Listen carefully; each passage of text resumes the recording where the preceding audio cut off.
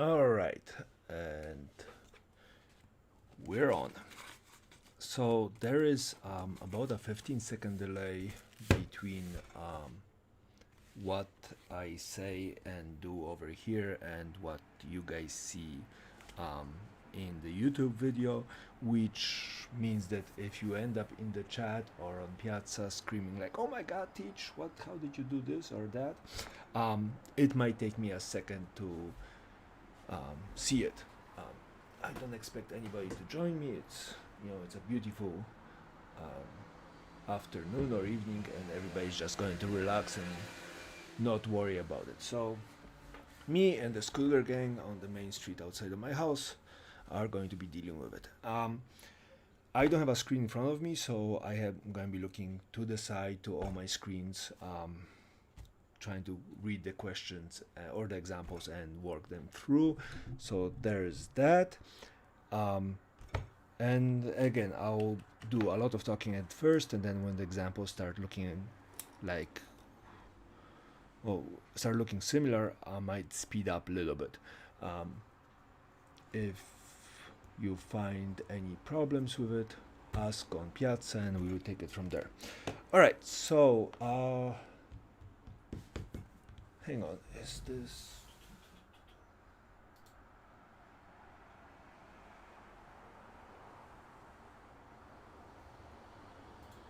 All right, sorry, I just want to make sure that this is not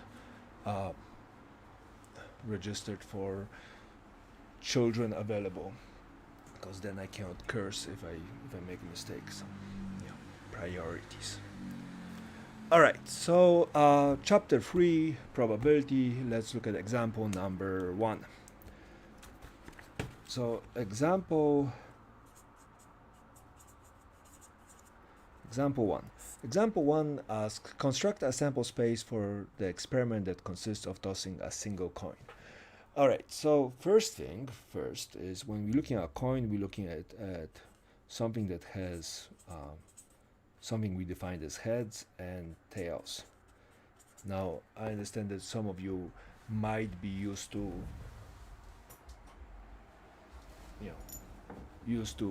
fancier coins, but let's pretend we have something that has heads and tails, which means that if you flip a coin, you only have a chance to get heads or tails. Now, we are not worried about the percentages because we are talking about a sample space, but we are concerned what are the possible outcomes. And well, one of those possible outcomes is heads, the other one is tails. Check and check. This is all there needs to be done. Worker's dead.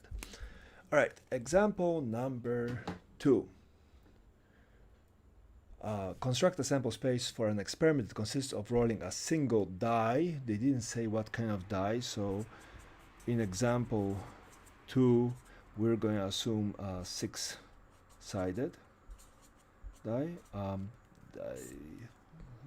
I know some of you play role-playing games, a little World of Warcraft or Final Fantasy 17, so I'm not judging, but 6-sided. Find the events that correspond to the phrase an even number is rolled and a number greater than 2 is rolled. So a single die, so we roll 1 die, 6-sided dice, right? And we want to have an even, and we want to have greater than 2.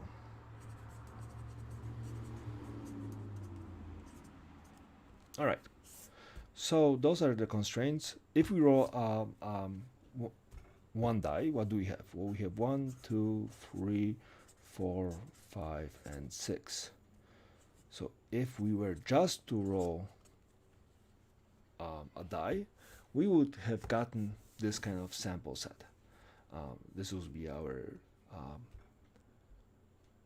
a list of our outcomes, and that's the space we would have to deal with. But we're looking at things that are even, and then we're looking at things that are greater than. Well, if we consider even, well, the blue pen, goddamn blue pen. All right, the even ones, 2, 4, and 6. If you don't know what even means, then not even started. And then we're looking at things greater than 2.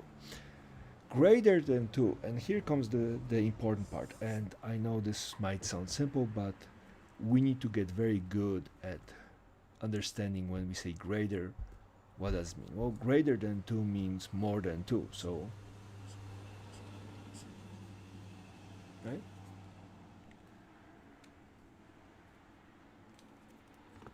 All right, so those are the two choices. And then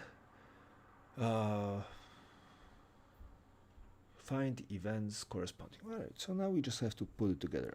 For even, we're going to say E, and even is 2, 4, and 6.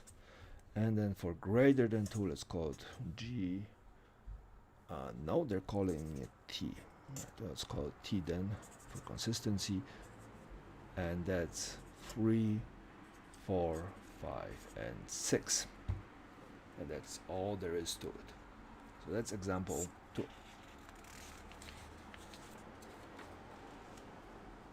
Sorry. Just. All right. Next example. Example 3. A random experiment consists of tossing 2 coins. Okay. 2 coins. So example 3. A, so 2 coins. Example A, construct a sample space for the situation that the coins are indistinguishable, such as 2 brand new pennies. Okay.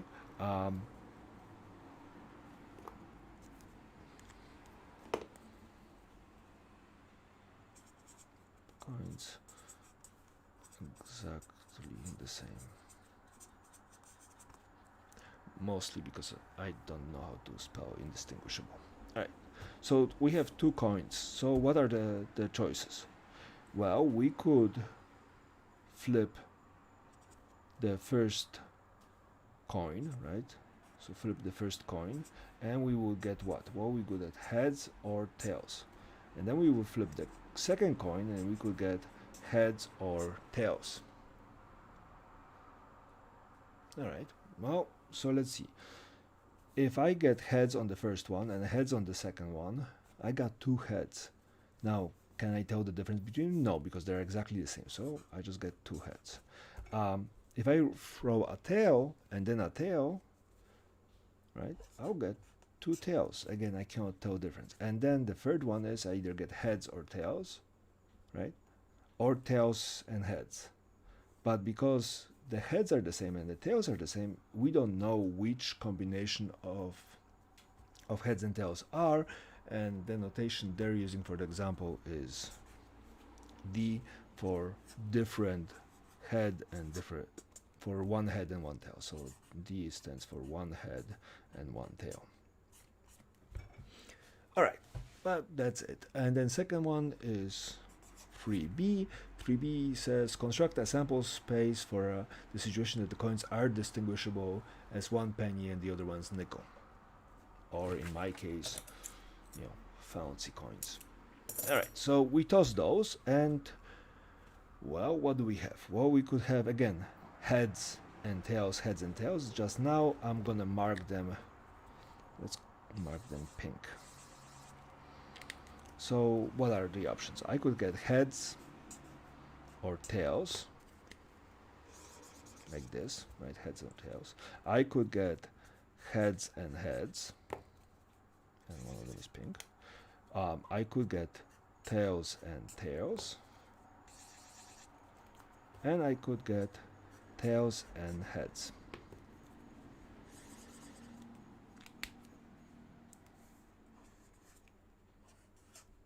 And that's our sample space. And to distinguish from the other one, we're just going to put a prime there. And that's how we do example number 3. Again, the method is relatively straightforward, and those examples are meant to be super easy. So if you didn't get it before, you're getting it now, and because you're getting it now, futures are going to get a lot easier. And again, for people that haven't heard me last time, I recycled this paper, So let's not judge me. All right. Question 4. Construct a sample space that describes all three children families according to the gender of the kids with respect to birth order.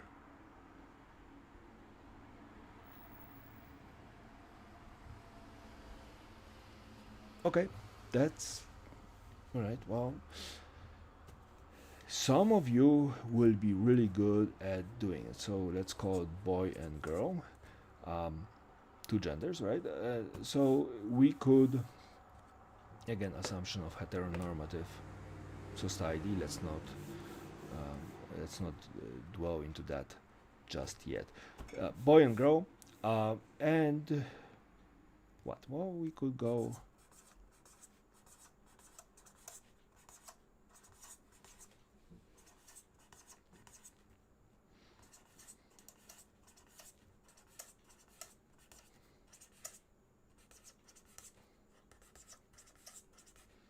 Ta-dam, and we're done.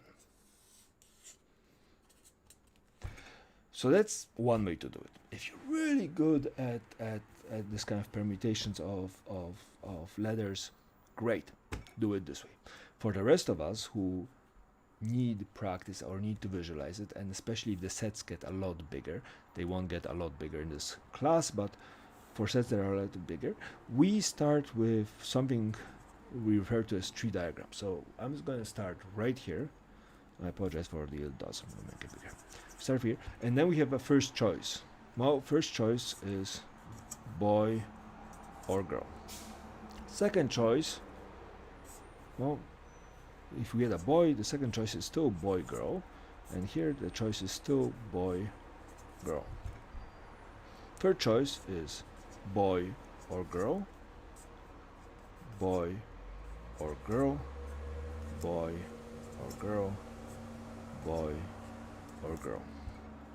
Each layer is another choice we're making. So we're making the first kid, bam, boy or girl. Second, if we had a girl, it's still boy and girl. If we had a boy, it's still boy and girl. And then it keeps on expanding. Right? Kid number 1, kid number 2, kid number 3. And so now we start reading them out. Well, if you go boy, boy, boy, check. You could go boy, boy, girl, check. We could go boy, girl, boy, boy, girl, boy, boom. We could go boy, girl, girl, boy, girl, girl is right here, check. Right? And this is how you create this list. 3 girls, check. Girl, boy, boy, check. Girl, girl, boy, check. And then the last one is girl, boy, girl. Right? Each one of those pathways creates another one of those combinations. And there's 8 of them. How do I know it's 8 of them? Well, 1, 2, 3, 4, 5, 6, 7, 8. Later we're going to find out how to calculate this faster, but for now, this is it. Alright, I'm still talking to myself, nobody around. That's great. Moving on. So that was part, that was example 4. Oh look, my picture looks about the same. Alright. Example 5.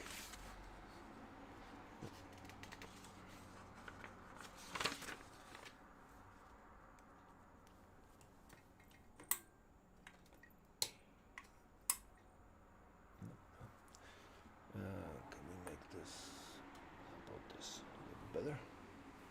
Okay.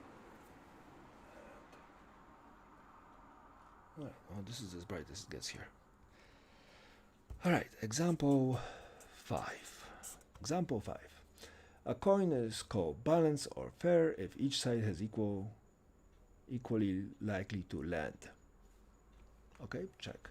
Assign a probability to to each outcome in the sample space for an experiment that consists of tossing 2 fair coins. Well, we did 2. No, hang on. Sample space experiment that consists of tossing a single fair coin. Alright, well, a single fair coin. So the sample space heads, tails, right? And as I mentioned, this is because the coin is fair and because the chance on a fair coin for it to land on heads or tails, right?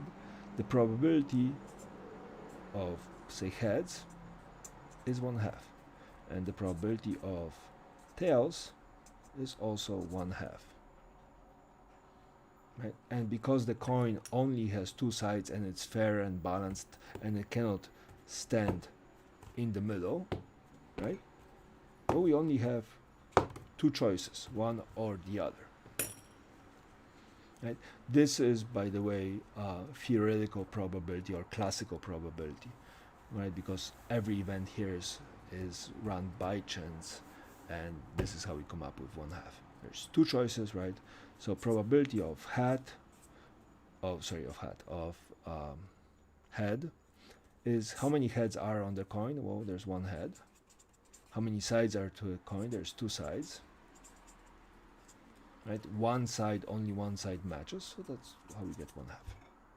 Same with tails. Right? Classical probability says number of ways we can get it out of the sample space divided by size of the sample space. Check. Alright, example 6. I feel like there might be a lot more questions after I'm done with the video. Everybody's going to be like, I'm so confused. Alright, a die is called balanced and fair if each side is equally likely to land on top. Sounds like classical probability again, and this time we're talking about a die that is 6-sided. Assign the probability for each outcome in the sample space for the experiment that consists of tossing a single fair die. Find the probability of an event E, an even number is rolled, and T, a number greater than 2 is rolled. So E is even, T is greater than 2. Alright, so sample space 1, 2, 3, 4, 5, and 6, and we want even, and even is 2, 4, and 6, and we have greater than 2, and that's 3, 4, 5, and 6. Alright, so let's look at first this one. The probability of us rolling any one of those sides is that side, one side, divided by how many sides are total. So for each probability of each number, so probability of, for example, 1 equals 1/6, because there's only one and there's 6 total numbers, right? So we could actually expand it. Probability of any number is 1/6. So probability of this event, so we're looking at probability of E as a whole, right, rather than anything else. Maybe I should just zoom in a little bit. Ooh, technology. So the probability of stop moving. This is giving me seasickness. All right. So the probability of event E. Well, how many ways event E can occur? Well, event E can occur 1, 2, and 3 times. There's 3 choices overall, right? Over how many possible events are? Well, there's 6 of them. 6. That's one way to do it. Now, the way the example says is E consists of chances of rolling a 2 plus chances of rolling a 4 plus chances of rolling a 6. and that ends up to be 3 over 6. I prefer the classical approach rather than what I put in the textbook, but this one is relatively easy to see where we got this 3 from, and that's from 1 6 plus 1 6 plus 1 6. So if we look at t, I'll give you a second to figure it out. 1 2 3 4 5, and you're done. And so what are the probability of t? Well, we can look at it.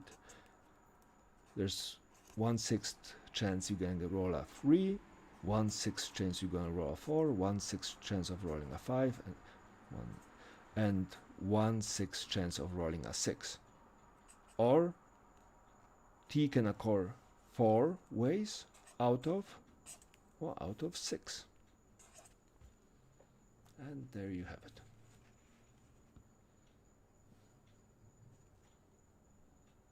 So again, for classical probability, we're looking at how many ways can something happen, and then maybe I'll zoom out a bit. Okay. So how many ways can something happen divided by how many ways outcomes can provide. There's 6 outcomes here, and there's only 4 of them that satisfy this. So that's 4 out of 6. So that's example 6. I'm going to put it on the side so you guys can keep on reading it. Let's look at example 7. 2 fair coins are tossed. Find the probability that the coins match. What? Either both are heads or both are tails. Okay.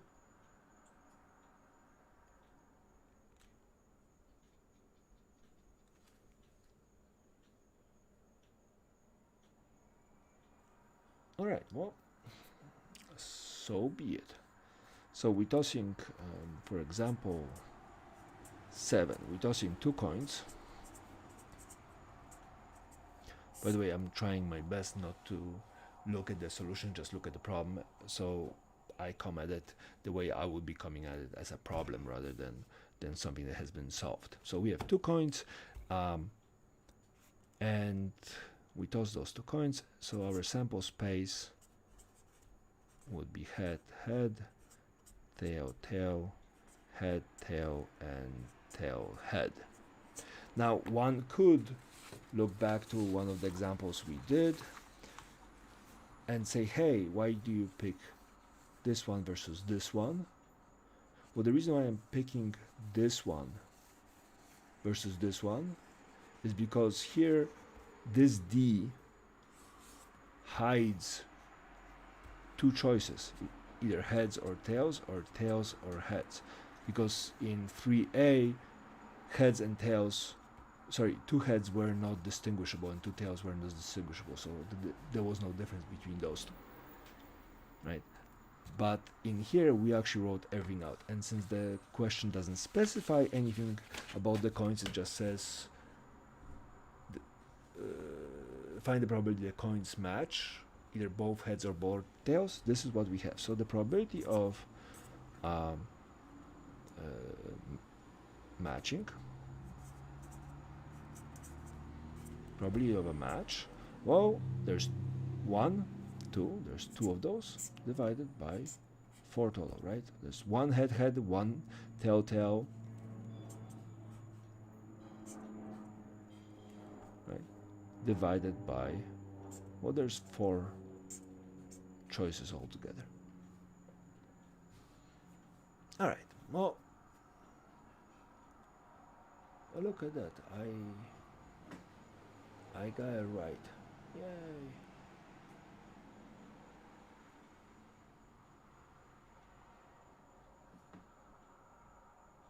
All right, example 8. By the way, that little spade that you see at the end of the examples, this is where the example ends. I tried to be very diligent about putting the spades in, so you know when the examples are over and the text begins. All right, question 8. The breakdown of a student body in a local high school according to race and ethnicity is 51% white, 27% black, 11 Hispanic, 6 Asian, and 5 for all others. A student is randomly selected from this high school. Find the probability of the following events. Alright, so we have 51% white, 27% black, 11% Hispanic, 6% Asian, and 5% other. Alright, and we're going to do find the probabilities following. Alright, so A is we want to find the probability of selecting a black student. Alright, well, this is relative frequencies, right? Remember chapter 2? That's relative frequencies. And so relative frequencies were there were the number of items divided by sum of all the items, right? So relative frequency was frequency divided by sum of all the frequencies. Well, what is sum of all the frequencies? Sum of all the frequencies tells you how many, in this case, students there are. We don't know how many there are, we have just this. But this implies a total, right? So if you remember our previous example about the coin tosses, this is, right, this suggests a sample space. So we already have implied sample space and already have this. So what we're getting here in this column, is we're getting this solved. In this case, that will be 66.67%. Right? So we're getting this, the solution to that fraction. So what's probability of black? Well, 0.27 or 27%. And again, those two are both of them are usable. They're the same thing as far as I'm concerned. All right.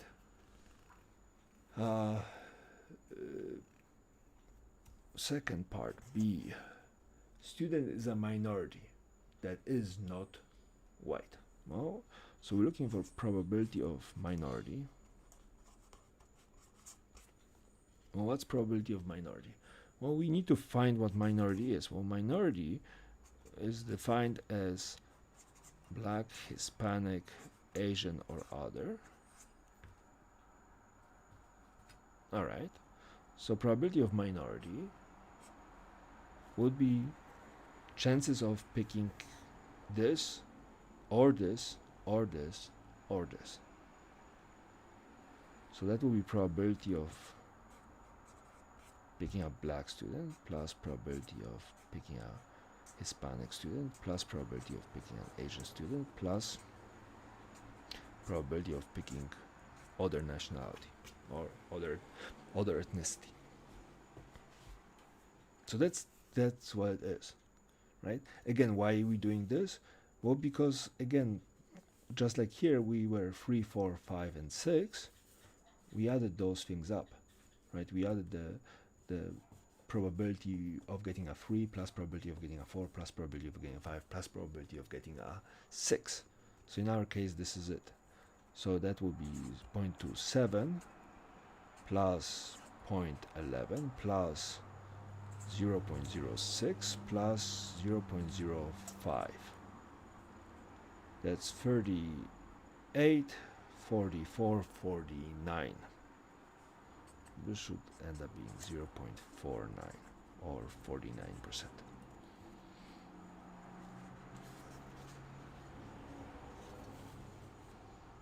What is really cool about this example,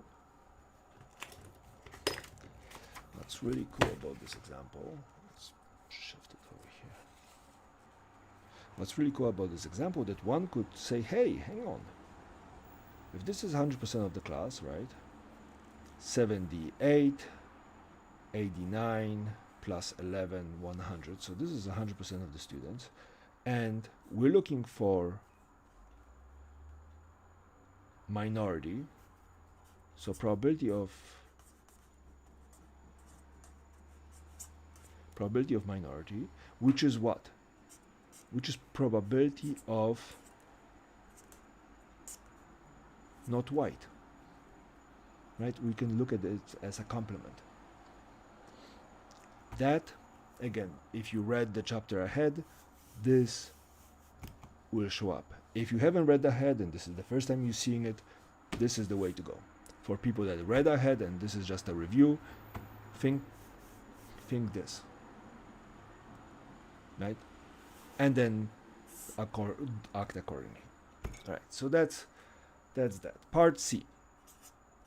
So again, if you're just reading it for the first time, this, if you read ahead of the chapter, there's a kind of a cool idea here to consider. The student is not black. Well, again, probability of not black, well, that is what? Well, not black is white, Hispanic, Asian, other. So probability of not black is white is 51,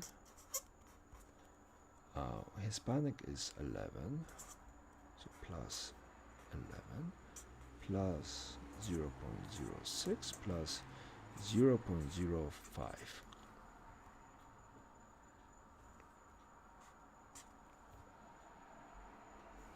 So probability of not black is 51, 62, 68, 73. I just summed those up.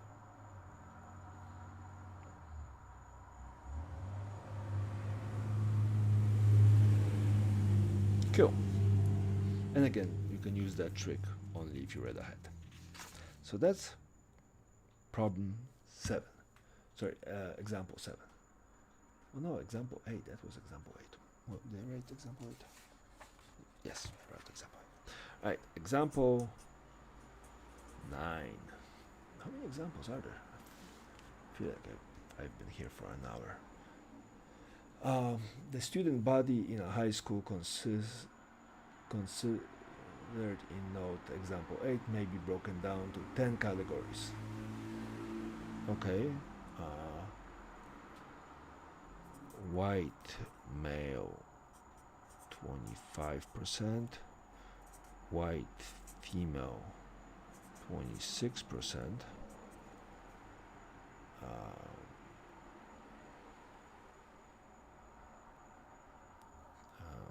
black male 12%, black female 15%, Hispanic male 6%, Hispanic female 5%, Asian male 3%, Asian female 3%, other male 1%, other female 4%. Sorry, I have to look at an angle, and with my dyslexia, I just don't want to make a mistake. All right, so we have this high school split up this way. Students randomly selected from this high school. Find the probability of the following events. Okay. A. Probability that the student is black. Well, there's two, right, groups, because that's probability of black males plus black females. So that's 0.2 and plus 0.15, which equals to 27, 0.227, or 27%. And we got that before, so this is kind of awesome. All right. Student is a minority female. Okay, B. Probability of minority female. Well, minority females are here. So that's probability of black female plus probability of Hispanic female plus probability of Asian female plus probability of other female. So that's 0.15 plus 0.05 plus 0.03 plus 0.04. 0.2, 0.23, 0.27, or 27%.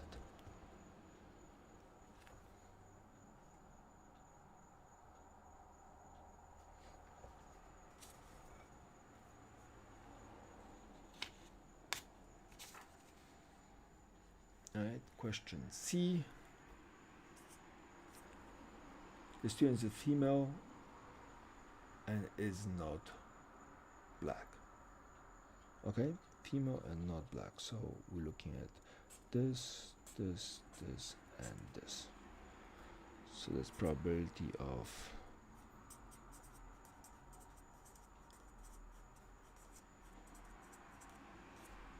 female, not black. Okay.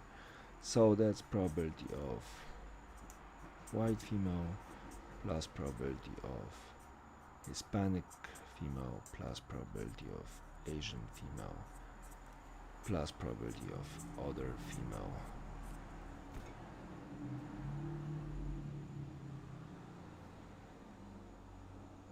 Alright, well, so this is 0.26 plus 0.05 plus 0.03 plus 0.04.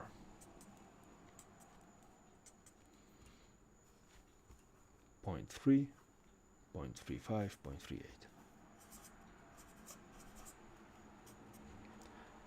Or 38%.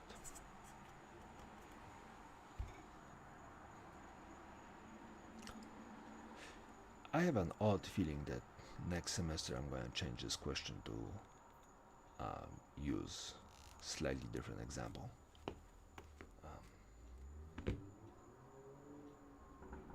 Yeah.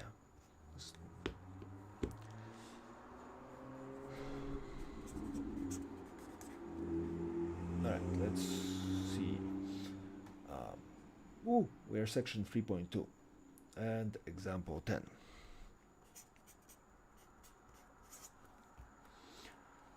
Alright, so in example 10, two events connected with the experiment of rolling a single die are the even numbers and greater than 2. Find complement of each. Alright, well, so again, so we have a 6-sided dice, which leads us to a sample space 1, 2, 3, 4, 5, and 6. Again, this is beginning probability, so I'm writing everything out later. I would have just assumed that I know that there's 6 sides, but for now I'm just writing it down. Alright, and we were looking at even, and the sample space for that was and greater than, so this is even and this is greater than 2, and greater than 2 was 3, 4, 5, and 6. Alright, now we have learned what complements are, and complements are the space that isn't within our event. Right. The example we give, if event A is here, everything that isn't event A within the confines of the sample space, if this is A, everything outside of this bubble is complement of A, or everything that isn't complement of A is A. Right, so we're keeping this in mind. So we look at even. Well, what's not even in this set?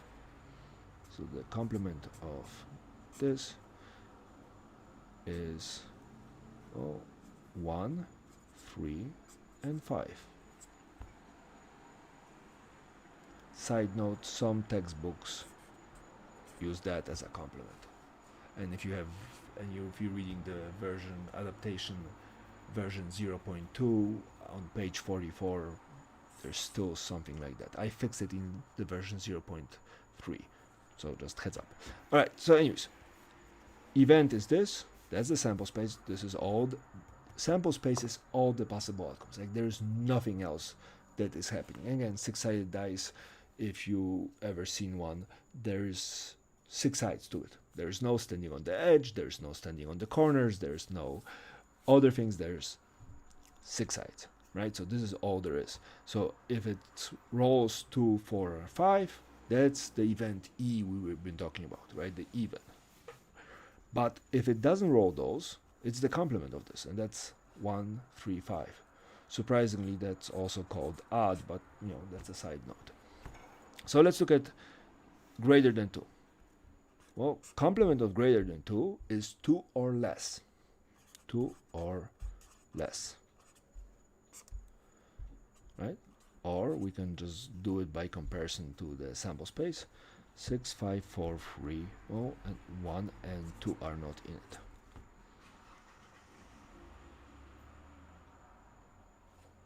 Alright, so that's 10.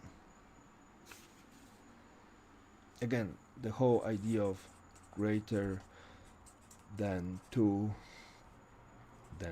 or 2 or less or 2 or more, this kind of language will show up a lot and is very important, so you have to start getting used to it.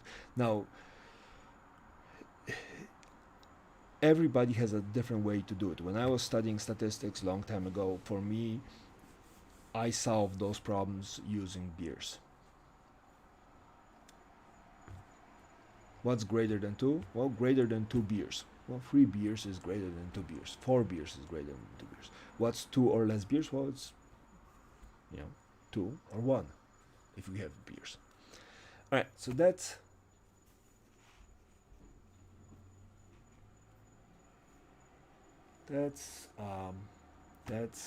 example 10. Example 11. Feels like there's a million examples in this chapter. Well, I signed up myself too, and I'm still talking to myself. All right, find the probability that at least one head will appear in 5 tosses of a fair coin. What? 5. All right, so 5 tosses of a coin, and we want at least one head. All right, so there's a couple ways we can approach this. We could approach it the way you would approach a problem in a quarry. Take your head and start beating it against the rock. And if you did so, this is what you would come up with. We're still doing this problem, just there's a little thing we want to show.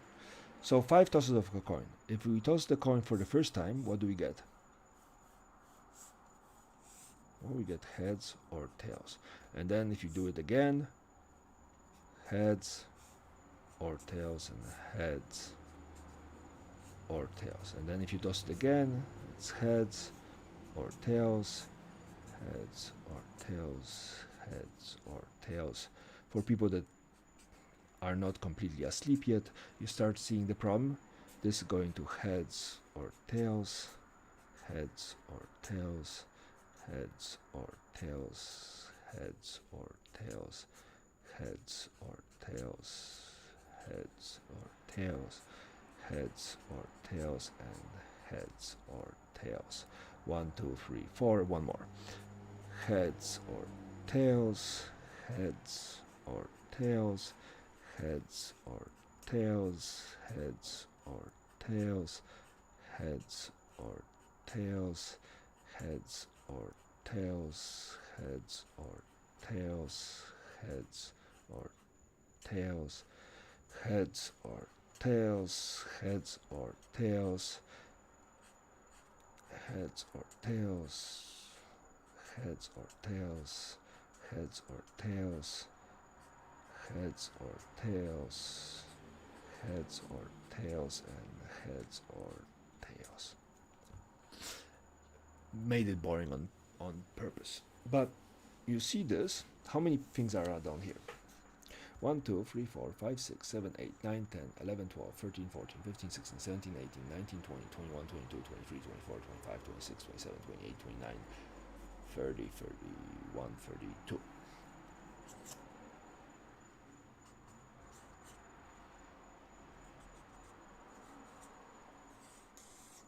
There's 32 things in here. And yes, we can figure it out.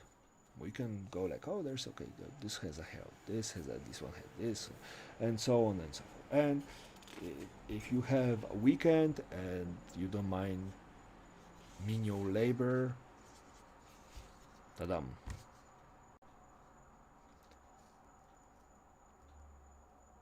But if you decide that doing this insanity just because you hate yourself is not the way to go, you would prefer to sing some ratchet bougie thing on TikTok. I hear that's popular nowadays. You could save some time, because at least one seems like a lot of choices, right? Because any of those kind of combinations here, say tail, head, head, tail, head, right, has at least one head. There's a lot of those choices. So we could start, looking at our huge sample space, and we could say, hey, if at least one ends up occupying a lot of the space, what's in here? What is the event that is complement to at least one? What's the complement to at least one? What's the opposite of having at least one beer?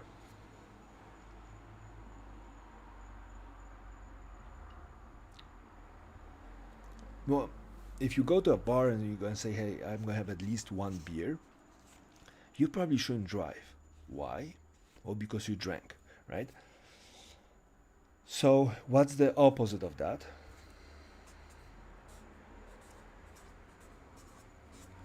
None, right? The opposite of at least one, so the probability that x is greater or equal to 1, right? The complement of that is the probability of x equal to 0. At least one has a complement that is 0. Now, this we can work with. That seems difficult, right? At least 5 coin tosses, we can do it.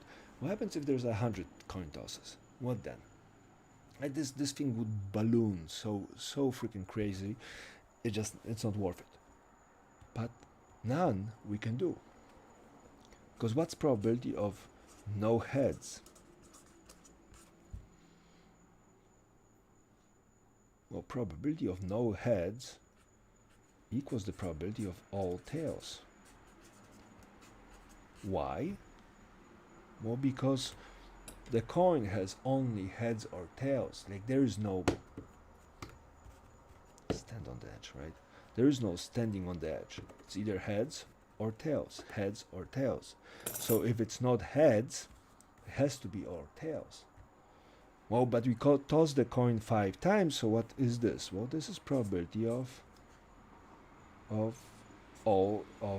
tails, right? So, which means that this is probability of tail plus probability of tail plus probability of tail plus probability of tail plus probability of tail. Why do I have 5 of them? Because we toss the coin 5 times, right? So suddenly, out of nowhere, we have to deal with this.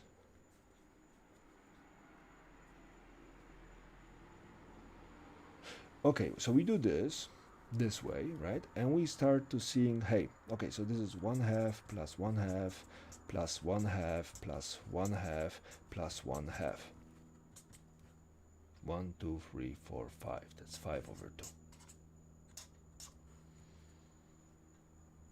Does it work? No.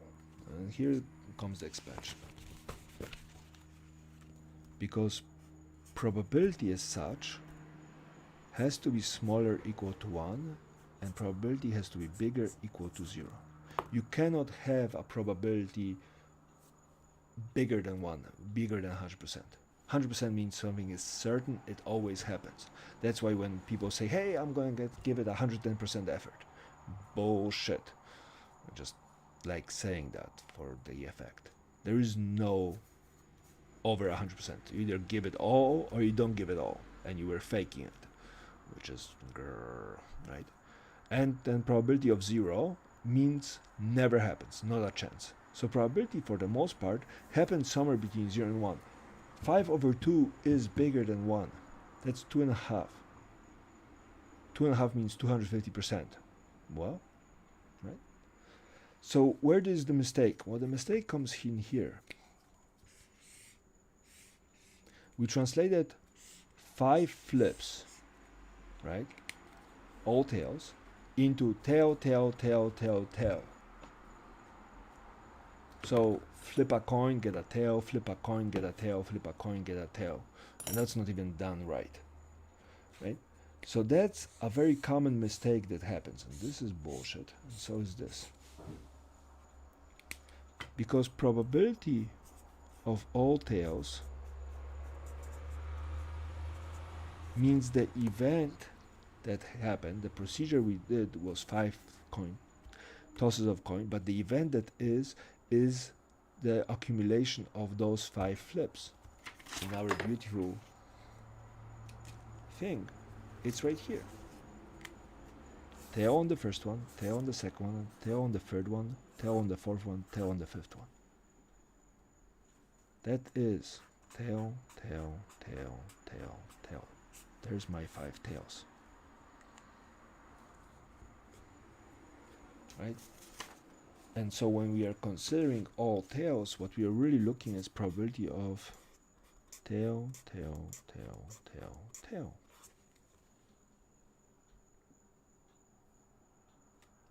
How many of those combinations have 5 tails? Well, only one of them. Right? So this is 1. Out of how many?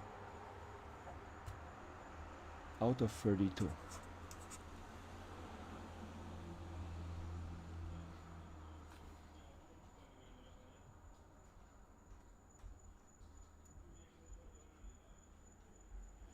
Alright, so all tails is 1 out of 32.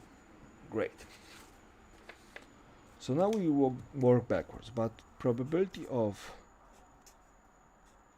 tail, tail, tail, tail, tail, that was probability of all tails, which was what? Well, which was probability of no head, right? Which was what?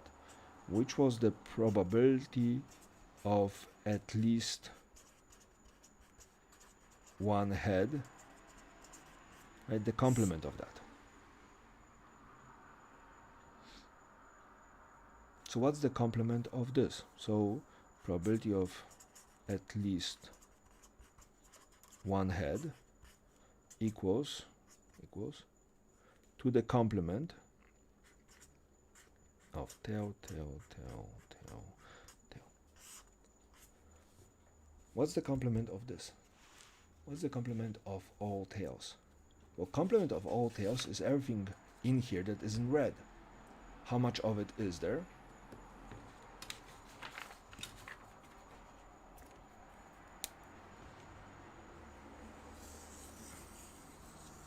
All of that. How much of it is that here?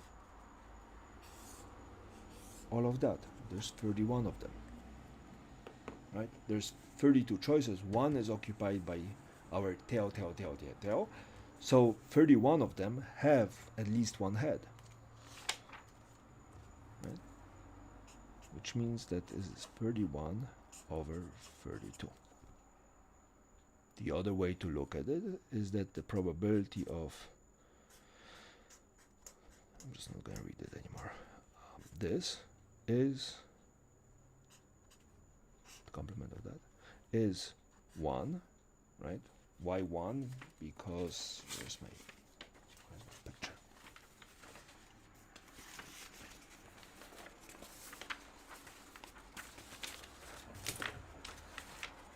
Here. Because of this. Because this whole thing, this has probability equal to 1. Because the sample space is all that can happen. So if something happens, it has to happen inside of this box. It has to happen here. So if it didn't happen in here, it didn't happen here, where does it happen? What happens in here? So this is probability of the whole thing minus the probability of tail. And how big was that?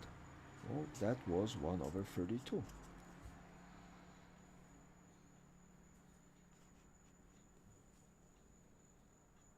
Right?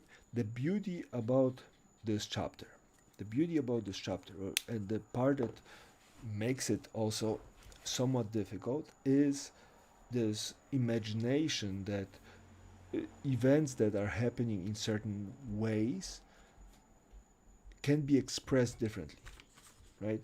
The idea of complements is kind of cool, right?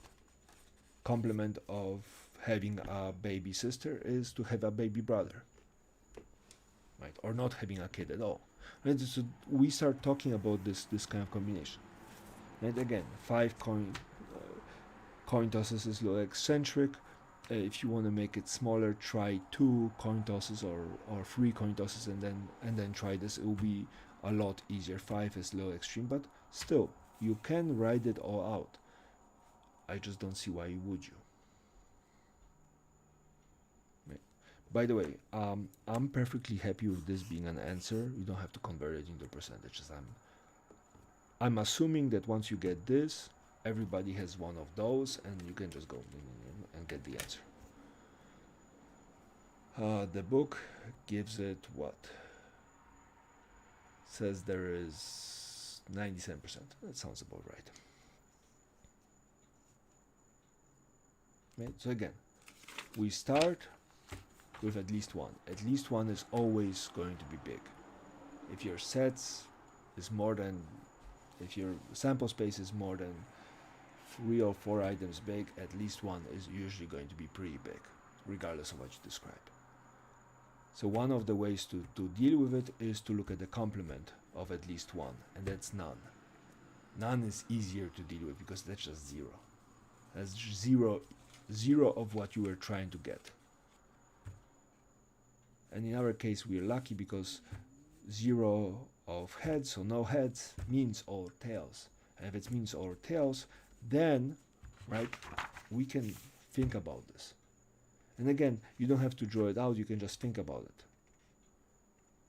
how many ways can you get all tails? You would have to toss one coin to get a tail. Then you would have to toss another coin to get a tail, and another coin, and another coin, and another coin. And if you actually multiply those twos out, right, 1 over 2 to the fifth, well, 1 over 2 to the fifth is 1 over 32.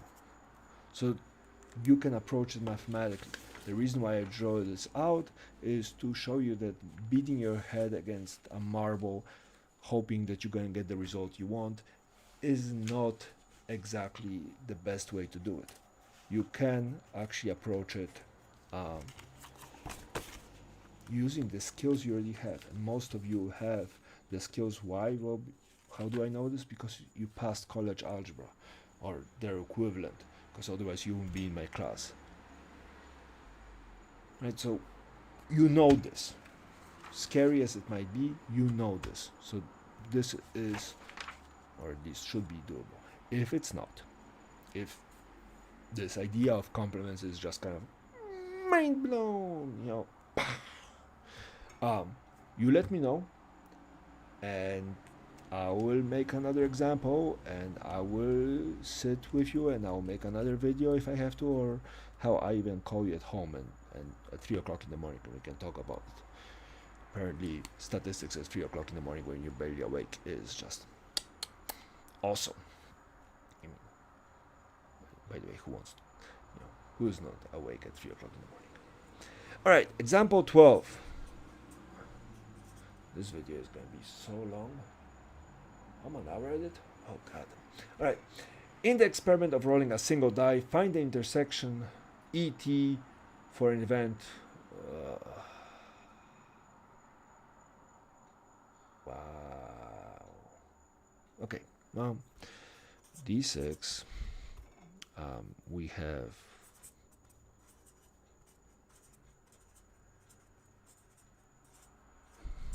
By the way, I'm writing things out. You don't have to. If you're good at what sample space for a rolling of a 6-sided die is, go for it.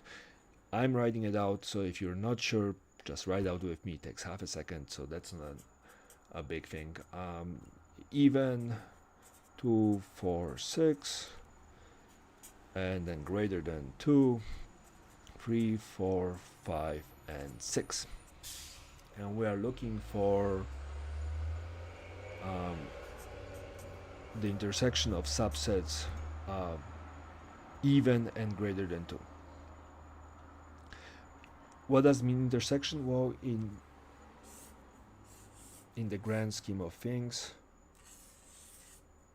it means this. If this is our E set and this is our T set, we're looking for this.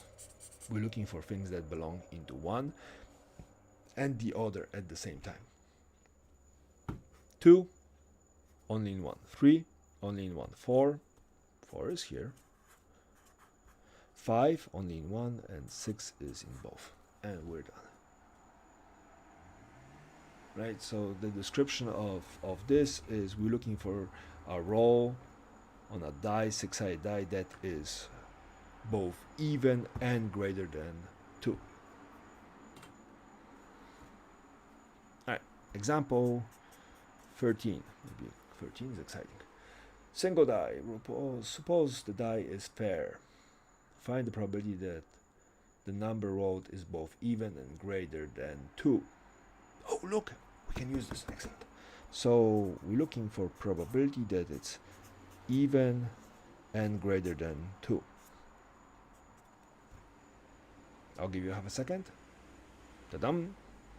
There's 2 options out of 6.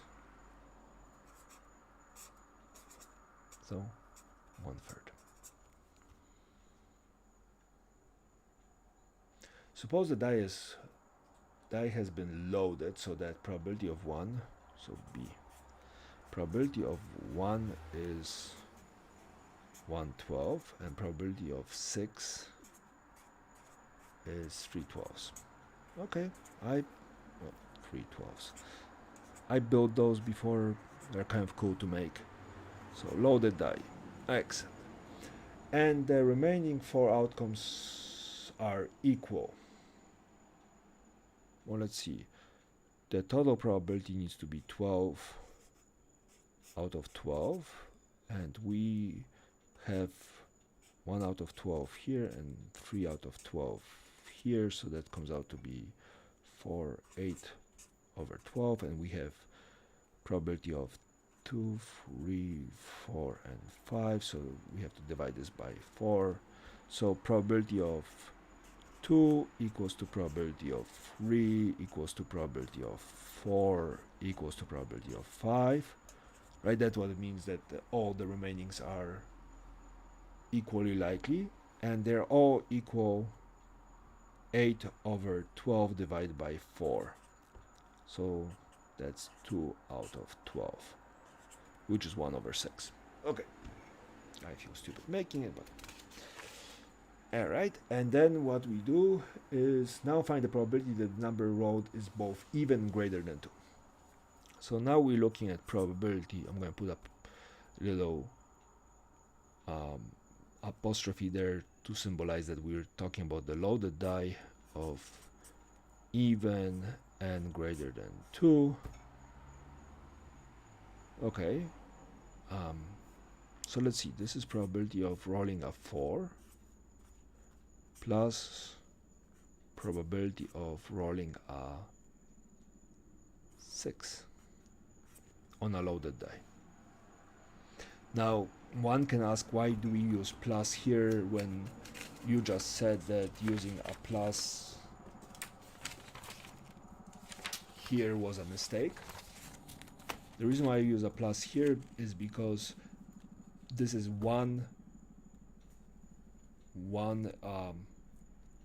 this is a single outcome, and this is another single outcome. So those are 2 outcomes that match this, where in here this is a single outcome, 1 out of 32 other outcomes, but this is a single outcome. So that's why I'm saying doing this plus plus plus thing here is bad. Alright, so probability of 4, well, we established that that's 2 over 12. And probability of 6, we said probability of 6 is 3 out of 12. So that comes out to be 5 out of 12.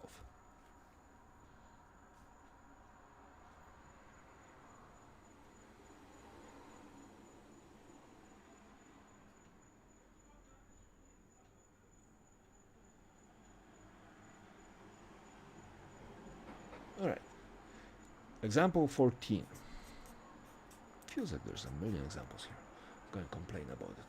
Just whine, see how this goes. Alright, in the experiment of rolling a single die, find 3 choices for an event A so that the event A and E,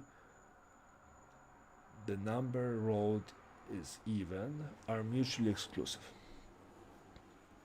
Alright, so we have some event A, which has some outcomes. Again, we're talking about 6-sided dice, which has a sample space of 1, 2, 3, 4, and 5, and 6. And then we're looking for a even, which we know is 2, 4, and 6. And A and E have to be mutually exclusive. What does it mean, mutually exclusive?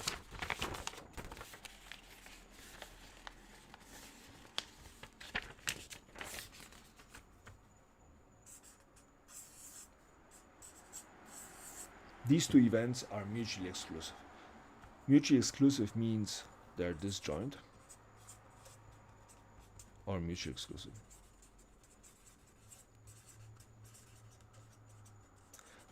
Is that they have nothing in common. Right? So when your partner asks you if you guys are mutually exclusive, don't say yes. You're not mutually exclusive, you want to share stuff. That's why mathematicians and statisticians have really hard time dealing with relationships. I made that joke when I first started dating my girlfriend, and she didn't appreciate that. She was like, "That's not what I meant." I'm like, "No, that's what I meant. Here's a textbook. Read some." That was my mistake number 2. Mistake number 3 was to argue and be like, oh, you remind me of my grandma. That was mistake number 3. Ooh, the couch was terrible. Anyways, the point being is if you have event A and event B and they're disjoint or mutually exclusive, means they have nothing in common. So what does it mean for us? Well, it means for us that out of the sample space, again, we cannot go beyond what's here in the sample space. So beyond this is not. We have to find an event A that doesn't include a 2, doesn't include a 4, and doesn't include a 6. 1 would satisfy this. Now, here's the second problem. It says in the example 4, it says, 14 says, in the experiment of rolling a single die, find 3 choices for an event A so that A and E are mutually exclusive. Well, since there's 6 outcomes here, and 3 of them are occupied by this, all the other ones have to be occupied by this one, right? Also, even surprisingly, even odd works here as well. Right, so the idea is that if things are mutually exclusive, we can very easily pick if it belongs to A or B, or if it belongs somewhere else.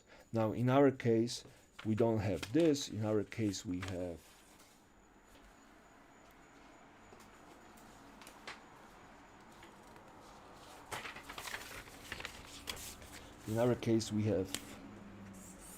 a sample space like this, and then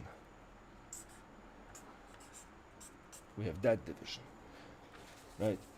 We don't have this, we have this. There's 2 mutually exclusive. You can be either on this side or this side, just like here. Just there is no blank space that can be occupied by something else. So all of the choices have to be either here or here. All right. So that's 14. All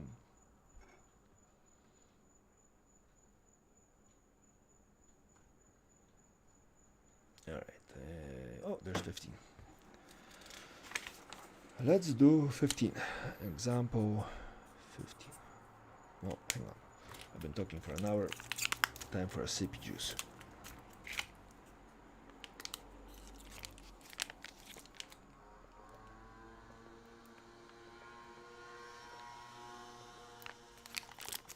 Don't judge me. For some reason, I like sippy juices. See? Sippy juice. I'm not going to tell you which one because false advertisement. Just because I like it doesn't mean it's good for you. All right, example 15. In the experiment of rolling a single die,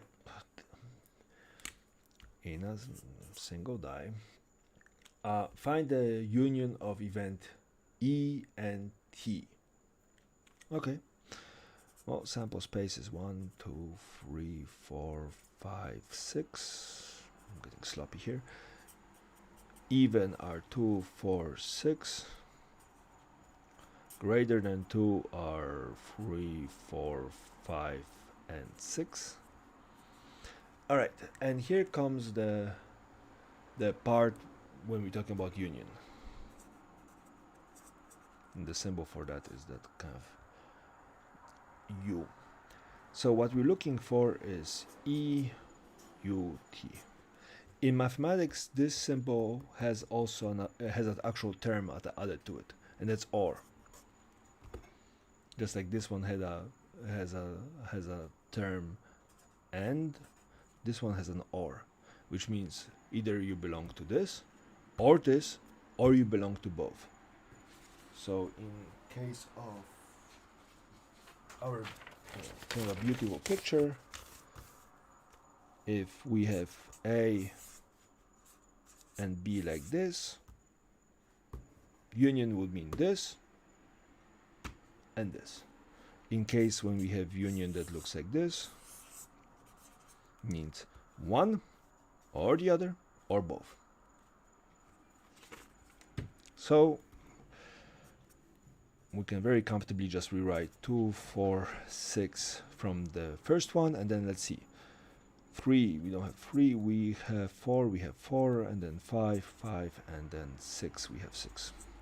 So that's 2, 3, 4, 5, and 6.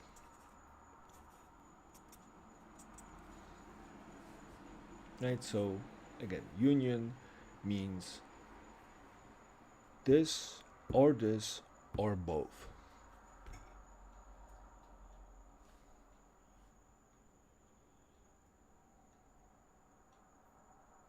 Alright, example 16.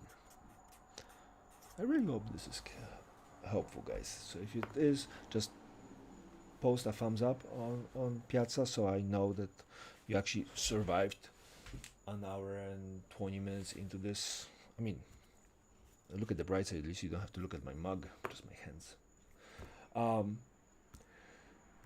Two-child family is selected at random. Let B denote the event that has that at least one child's a boy, and D denotes the event that the gender of two children differ, and M denote the event that the genders of two children are a match.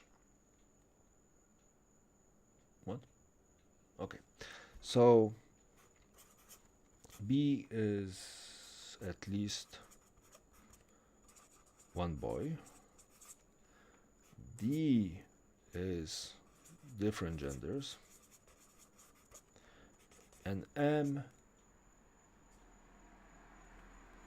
we're talking about matching genders. Okay. And we have two kids. We have two kiddos. Well, sample space for two kids is boy, boy, boy, girl, girl, boy, and girl, girl. Alright, so that's that. And now we're looking for boy, at least one boy. So this would have boy, boy, boy, girl, girl, boy. And then D would be different genders. So this would be boy, girl, and girl, boy. And then matching would be boy, boy, girl, girl. Now again, if you're really fast and you're feeling macho, you can probably start from here. Hell, you could probably just look at this and solve this, but I'm slow, and this class is fast enough. 6 weeks, well, 5 weeks, 4.5. 4.5 weeks. Oh my god, so stressful. So stressful. Alright, so we have this, and now we need to go and find boy union with different and boy union with matching. Alright, boy and different we putting together. So we would have boy, boy, boy, girl, and girl, boy. So boy, girl, and girl, boy. And there's nothing else to it. Right? Those are all the things that come up.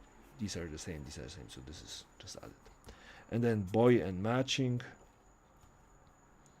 Well, we have boy, boy, boy, girl, and girl, boy. Why do I write those things out? Well, because that's in boy. And since it's either one or the other or both, I'm comfortable in saying that all of those are definitely in the solution. And then let's see if this one has anything else. Boy, boy, we don't have girl, girl. And that's that.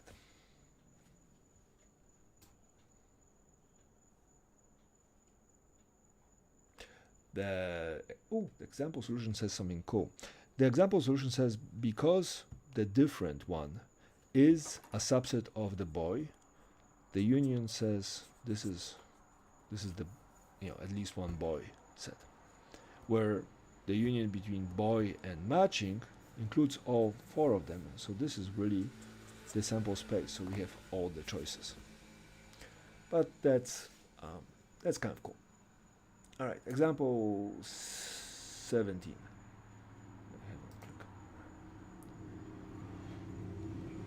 Probably not the page. Example 17. two fair dice are thrown. Find the probability of the following events. So we have two 6-sided dice, and both dice show a 4. At least one die shows a 4.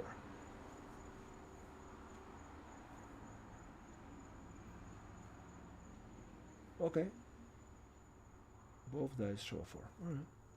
So what are the options, right? If you actually wanted to write out all the possible options, you would probably write something.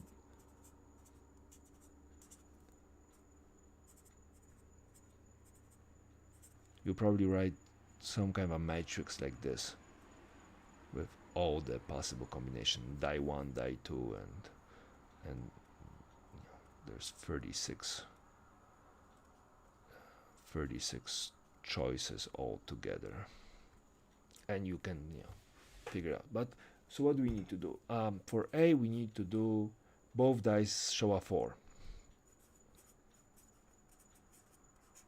Well, how many choices are there for both dice showing a 4? Well, if die number 1 has to show a 4, we're looking at this. If die 2 has to show a 4, we're looking at this, and both of them is right here. So the probability of 4 was 1 out of how many? Well, there's 6 choices here, 6 choices here, 6 times 6, 36. Boom. B. At least one die shows a 4. Alright. Well, if one die shows a 4, what do we have as a choice? So probability of 1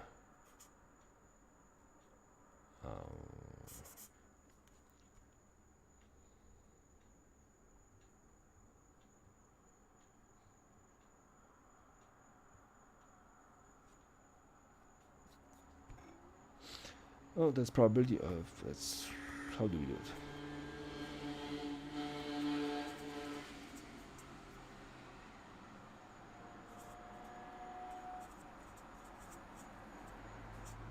Let's write it out like this. At least one shows a 4.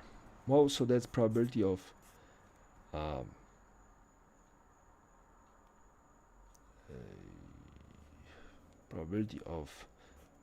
die 1 showing a 4, right?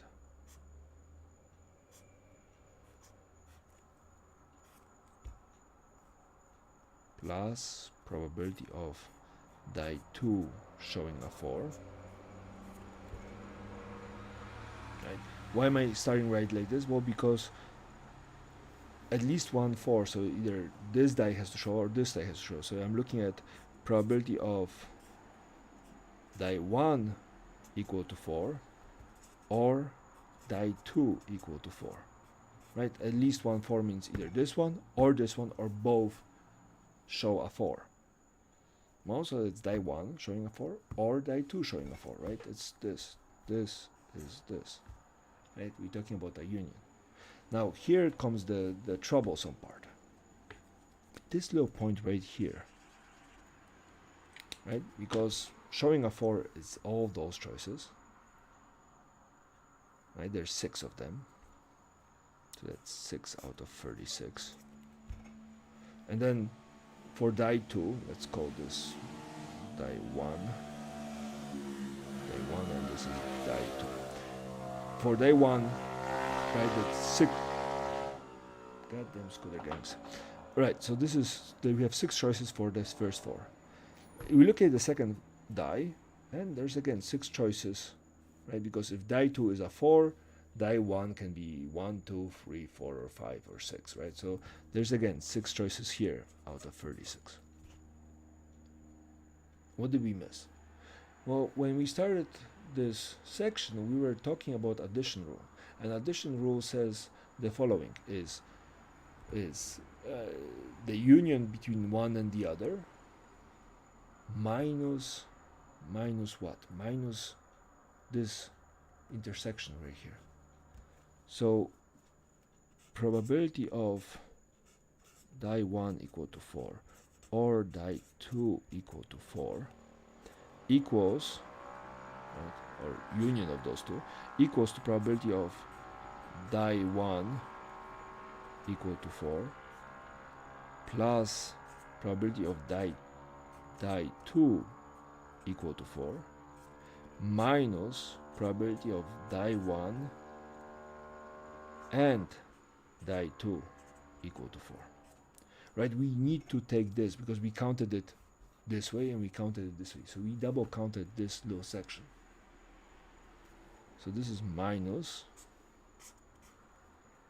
1 over 36. Right, this is messy. Let's try it again. Let's try it again. So how are we gonna write this? Yeah, this is way too freaking messy. Right, we're gonna do the following. We're gonna say example 17. We're rolling 2 6-sided dice. We're gonna roll 2 6-sided dice. When we're rolling 2 6-sided dice, we can produce a sample space of all the results. 1, 2, 3, 4, 5, 6, and 1, 2, 3, 4, 5, 6. And at any point, we can say roll 4, 4, and that would correspond to rolling a 4 on die number 1, and I'm going to call die number 1 like this, and die number 2, which we're going to call like this. This isn't a square, this is just the denomination. It would be easier for us to do it. So what would part A be? Part A would be of rolling a 4 on die number 1 and rolling a 4 on die number 2. So this would be die 1, roll a 4, intersecting with die 2, rolling a 4. So let's see it. This is which die, and this is the roll. Okay, that looks better, right? And in our case, that's one.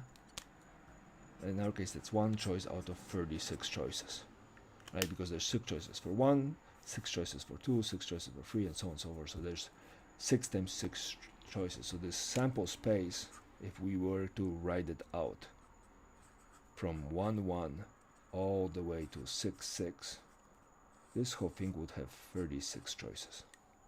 That would be the size of sample space, and that's why this one singular point is 1 out of 36.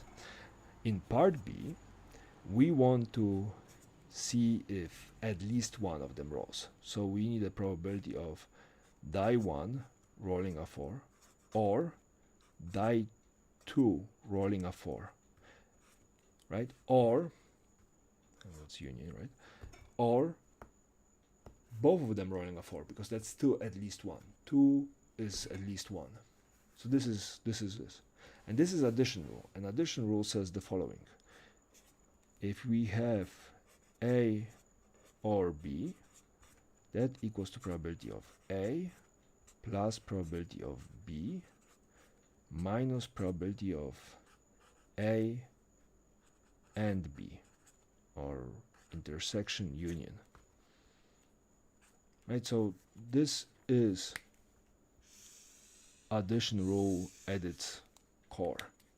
And so in our case, looking at this is probability of die 1 rolling a 4 plus probability of die 2 rolling a 4 minus probability of die 1 rolling a 4 and die 2 rolling a 4. And again, why this? Well, because if we look at all the choices, if die 1 rolls a 4, right, we account for 1, for 2, for 3, for 4, for 5, for 6.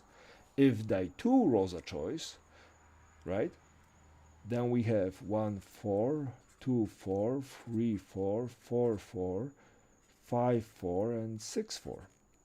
This is die 1 and die 2. So if we start adding things up, this thing gets double counted. And we need to remove the double count. And we need to remove only one of them.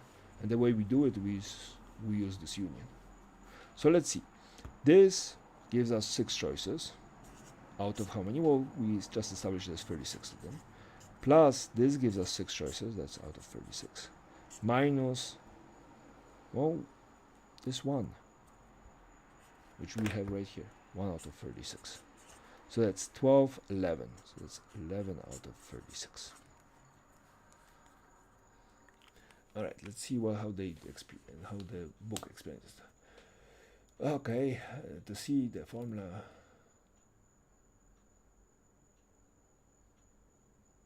Okay, they named the dice. Cool. Cool. I went die 1, die 2. Either one works. Did they say there were 2 dice? They were green and... No, they said just 2 dice. Oh, okay. Alright, well, that was 17. I think this is better than this. It's definitely neither.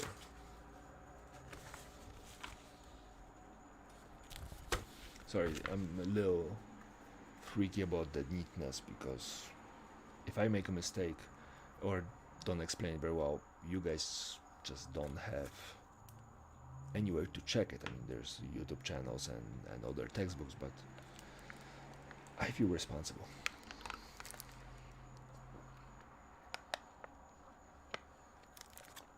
Soupy juice is so good. All right.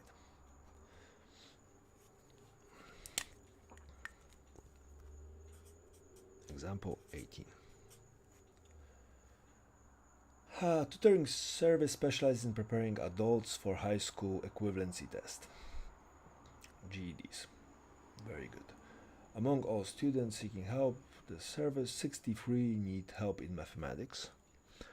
So math is 63%. 34 need help in English. And 27 need help in math and English. 27. Okay. What is the percentage of students who need help in either math or English? So what we're looking for is probability of M or E. Well, that out of the definition of addition rule, right? That's probability of M plus probability of E minus probability of M and E. Okay, so probability of M 0.63, probability of E 0.34, and probability of M and E, well, M and E is right here, minus 0.27. So what do we have? 34 minus 27, 7. So that's 70%.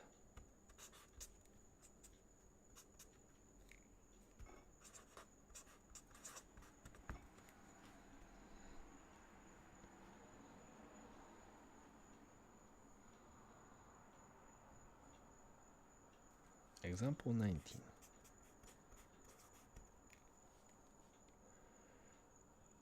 Volunteers for disaster relief effort were classified according to both specialties: construction, education, medicine, and language speaks.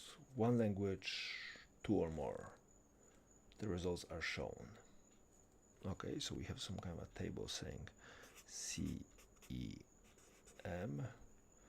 single, that is double, 12, 1, 4, 3, 6, 2. Okay, we have a table. The first row of numbers means 12 volunteers who specialize in construction speak a single language. Okay, 1 volunteer specializing in construction speaks 2 languages fluently. Okay, and so on and so forth. A volunteer is selected at random, meaning that each one has equal chance of being selected. Find the probability. Alright, probability of what? Of medicine and 2 more languages. That's A. B is either specializes in medicine or speaks 2 languages. So this is probability of medicine or 2 languages. And C is specialized in something other than medicine. So probability of complement of medicine. Alright, well, this is what it is. Probability of medicine and at least 2 languages.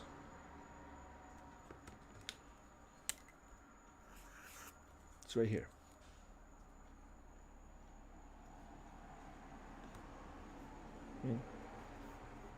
Medicine and 2 languages together. They have to show up together. Well, that's this place.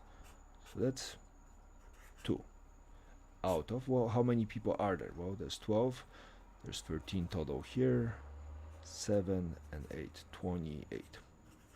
So 1 out of 14.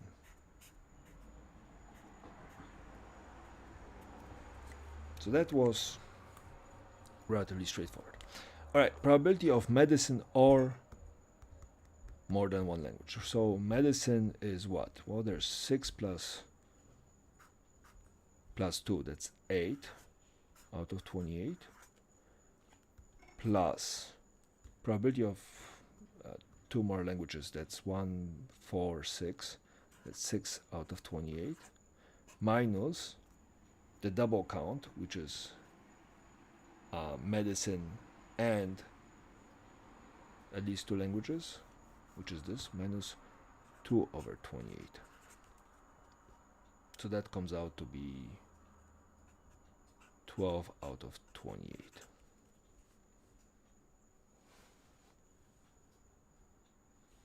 And then the last one is probability of a complement of medicine. Well, probability of one complement of medicine is 1 minus probability of medicine. Well, that's probability of medicine. Probability of medicine is 8 out of 28. So 1 minus 8 out of 28, so that's 28 over 28 minus 8 over 28. So that comes out to be 20 out of 28.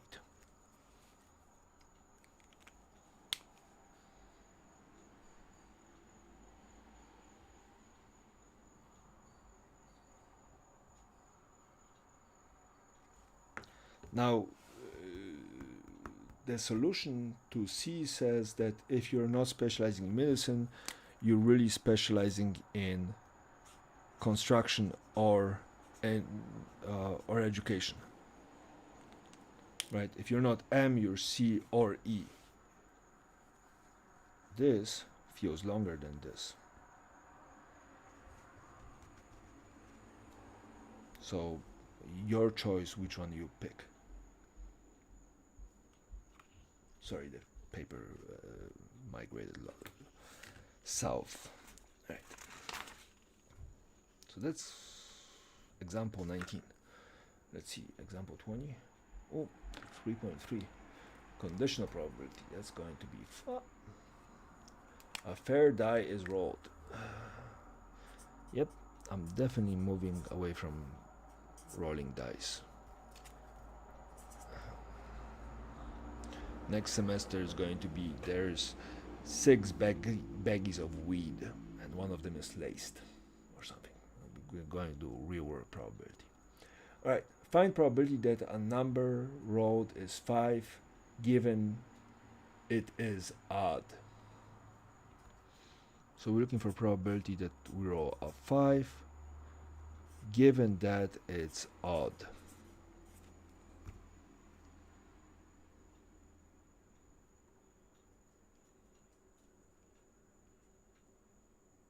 Okay.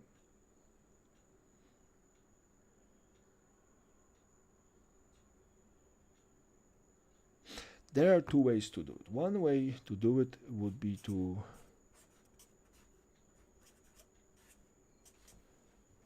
deal with it the following way.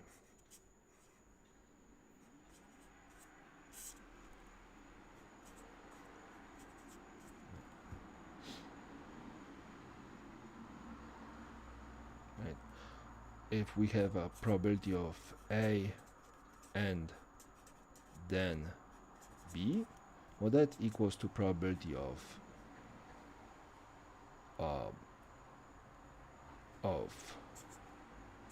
A times probability of B given that A. Or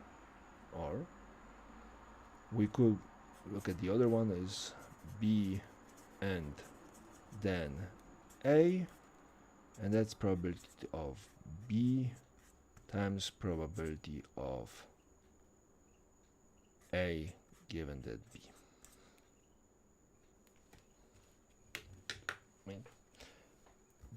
Here, which is in my old lectures and some of the textbooks, here you have to acknowledge the fact that it matters which one came first, which one came second.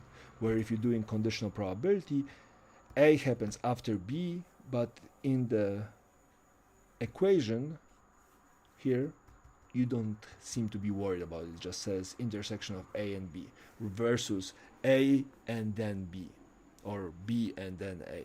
Because here, this has the same meaning as this in here, right? So there is depending on which approach you take. If we take the textbook approach that I provided you, this is just a side note. If we take this approach, we need to find probability of 5 intersecting with odd, and we need to find the probability of odd, right? Because this would equal to probability of 5 intersecting with odd divided by probability of odd. Right, so probability of odd, 3 out of 6. Why? Because S is 1, 2, 3, 4, 5, and 6, and odd is 1, 3, 5. Right, on a 6-sided dice, those are the options, so it's 3 out of 6. Intersection of 5 and odd, well, 5 has only one thing in its subset, which is 5. So 5 and odd have only one choice, which is 1 out of 6. And this way we can go the probability of 5 given that it's odd equals to 1/6 divided by 3/6. Review from basic algebra: if you divide by a fraction, you can multiply it by its inverse. So you can go 1/6 times the inverse of this, which is 6/3.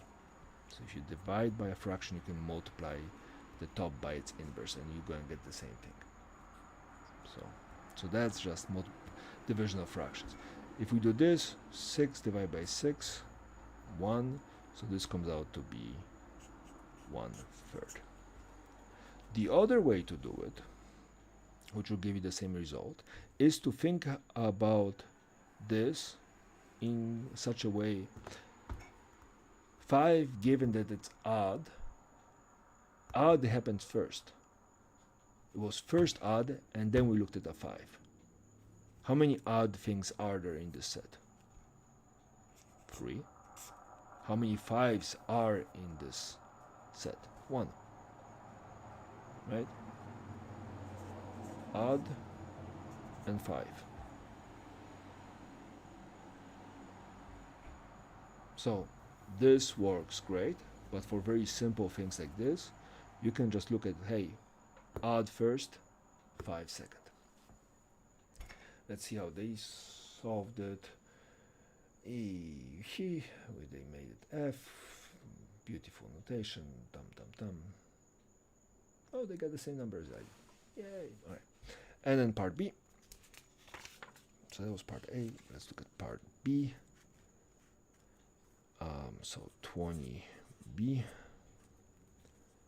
Find the probability that the number rolled is odd given that it is a 5. So probability of odd given that there's a 5. Let's first use my method and then we can work through this. My method says the following. You first picked a 5. How many 5s are in this set? Well, there's 1. And then how many of those 5s are odd? 1. Done and done. Now let's look at it the other way. Probability of odd given that it's 5 equals to probability of odd intersecting with 5 divided by probability of 5. Probability of odd and 5. Well, there's only one intersection, right?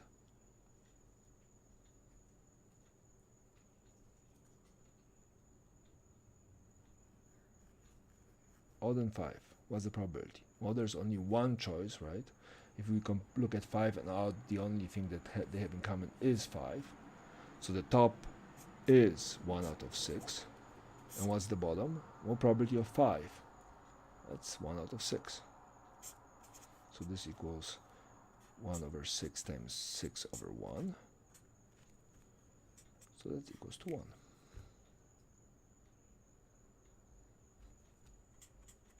Right? Those two things are equivalent. Alright. Conditional probability, great.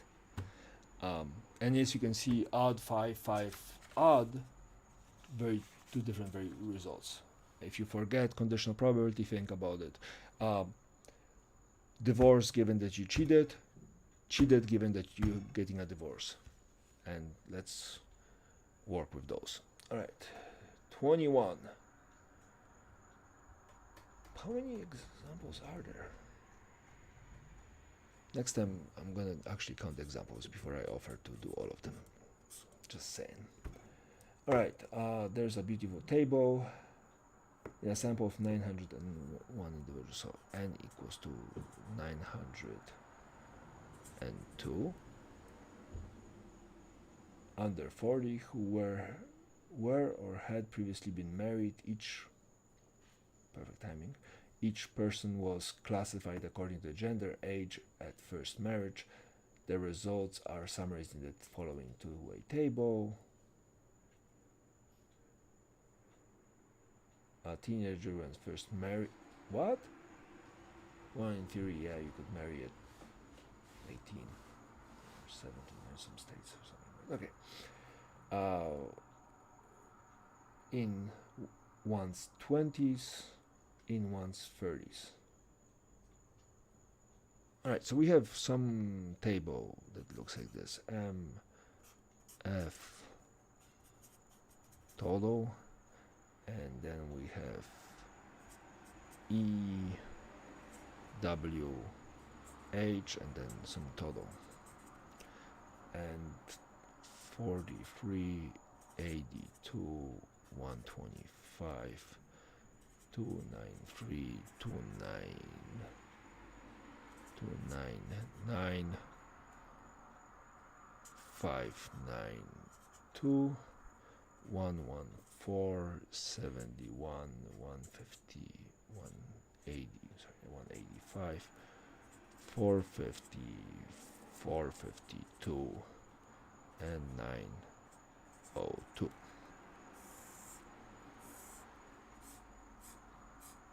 Very crooked, but alright. And what do we need to do? The number in the first row, blah blah blah, similar to the numbers of second row. The number of last row means okay. Disclaimers aside, find probability that the individual selected was a teenager at first marriage. Well, teenagers right there. 125. That's how many were there. Out of how many? Well, out of 902. Done. That's A. Part B. Find the probability that the individual selected was a teenager at first marriage, given that the person was male. So probability of teenager given that they were male.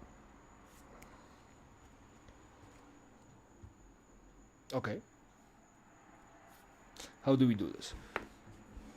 Again, we will do it with the formula, but what we could do is we could just look at this. First, you are male in this question, right? So we're looking at this row only, because male happened before we were. So regardless of what you put in there, 450 ends up on the bottom. Why? Because you have to be male first. Teenager, given that you're male. And now we're looking for teenagers, and that's 43. That's the quick way to do it. Quick and dirty.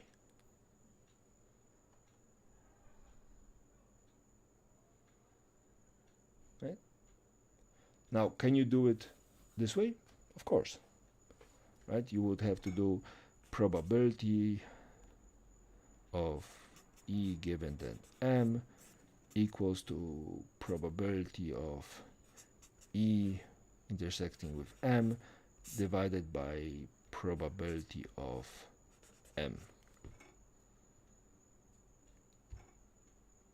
Okay, well, so this is what? This is E and M is this one. 43 divided by 902 divided by probability of male. 450 divided by 902. So it's 43 divided by 902 times 902 divided by 450, and we get 43 over 450. Both methods work. Right? Let's see. Oh, they use my method. I like this method better. It's a lot faster. Again, which one came first, which one came second? Male came first, and then we're just looking for the teenager second. Male, teenager. Right, 21 done. Also surprisingly nice example. 22. Oh, I'm getting blister. Right, 22. Suppose that in an adult population, the proportion of people who are both overweight and suffer hypertension is. So, probability of overweight. It says proportion, but proportion and probability behave the same way in these type of questions, right? What's the proportion of blue markers here? 1 out of 3. What's the probability of picking a blue marker out of here? 1 out of 3. So I'm saying proportion here, overweight and hypertension is 0.09. Okay. The proportion of people who are not overweight but suffer hypertension, so probability of people not overweight and who suffer hypertension is 0.11. The proportion of people who are overweight but do not suffer hypertension, so people who are overweight and no hypertension, is 0.02. And proportion of people who are neither overweight nor suffer hypertension, so probability of people who are not overweight and don't suffer hypertensions are 78%. Good for them. Adult is randomly selected. Okay. By the way, using this, you can create a table if you want. But so we can build one of those overweight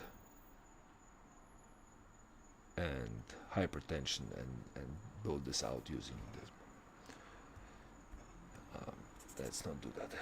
Find the probability that a person selected suffers from hypertension given that they're overweight. Maybe we have to. Yeah, maybe we have to. So what our table would be like? Overweight, not overweight. And then there will be hypertension and no hypertension. Overweight hypertension, 9%. Not overweight and hypertension, 11%. Switching to percentages just so I don't mistake zeros. Overweight and not hypertension, 2%, and no hypertension, no overweight, 78%. All right. So, is that even? Does it? I don't think so. All right.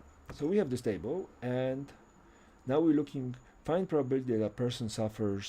So A is probability suffers hypertension given that they're overweight.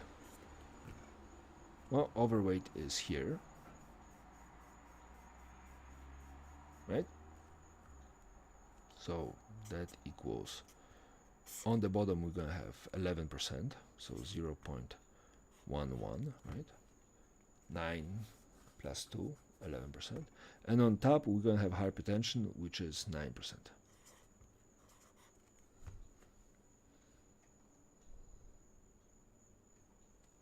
Right, B. And again, I'm happy with fractions. You don't have to count the percentages. Again, I'm assumption you have a calculator, you can know how to do it. I have a calculator, I can figure it out. So this is easier to grade because then I can actually look at the table and be like, hey, you got it right. Find probability that selected person suffers from hypertension given that they are not overweight. Hypertension, not overweight. Probability. Okay, not overweight here. So that equals to 89%. And what? And we're looking for hypertension, that's 11. Q. And then C. Compare the probabilities you just found to give an answer to the question as to whether overweight people tend to suffer from hypertension. Okay, so we have to compare 0.9 over 0.11 versus 0.11 over 0.89.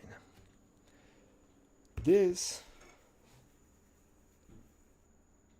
is closer to 1 than this, right?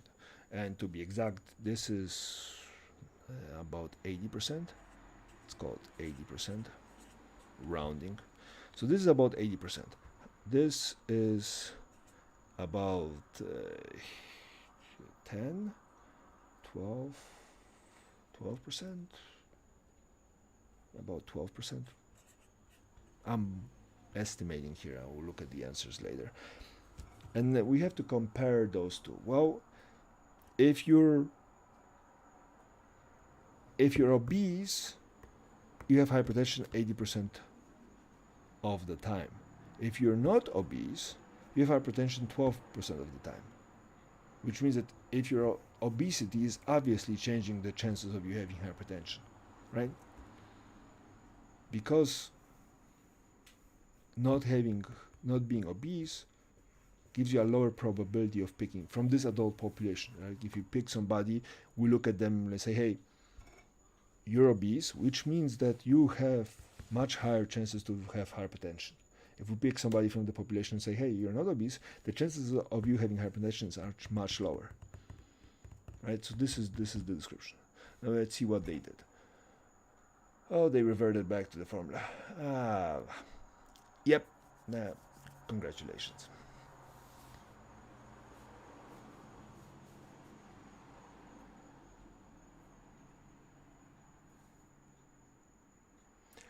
Yeah, they mentioned one cool thing in the answer C. It might be interesting to know that direct comparison between hypertension intersection with obesity at 9% and hypertension intersection with lack of obesity at 11% do not answer the same question. Well, again, they don't answer our question because we were asking about hypertension in aspects of obesity, if there's not, or there is or there's not. Just because we want to compare those two numbers, we don't compare those numbers. We compare this number to this whole set and this number to this whole set, rather than those two numbers to each to itself. So that's page 53. So page 53, part C is worthwhile rereading. All right, that's question 22. Independent events, definitions, blah blah blah. Examine. Example 23. Example 23. A single die roll. Let A is 3 and B is 1, 3, 5. Are A and B independent?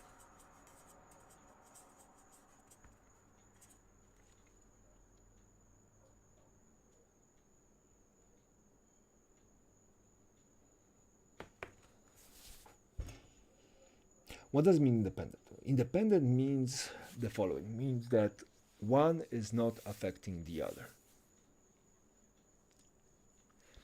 Well, which means what? Well, it means that if we looked at multiplication rule, if you looked at the multiplication rule, we have the equation here. Yeah, I'm just going to write again. If we had this probability of A given B equals to probability of A intersecting with B divided by probability of B. That was our formula.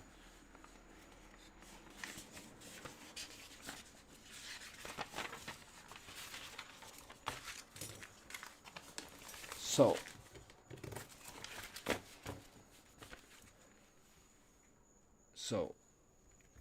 this was this. And they were independent if this whole thing was equal to probability of A.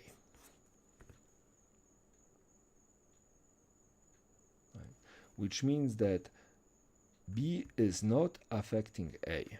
So independent means this equals to this, but also this equals to this.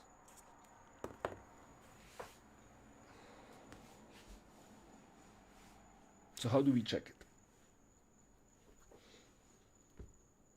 Well, it's a six-sided die, so probability of A equals 1/6.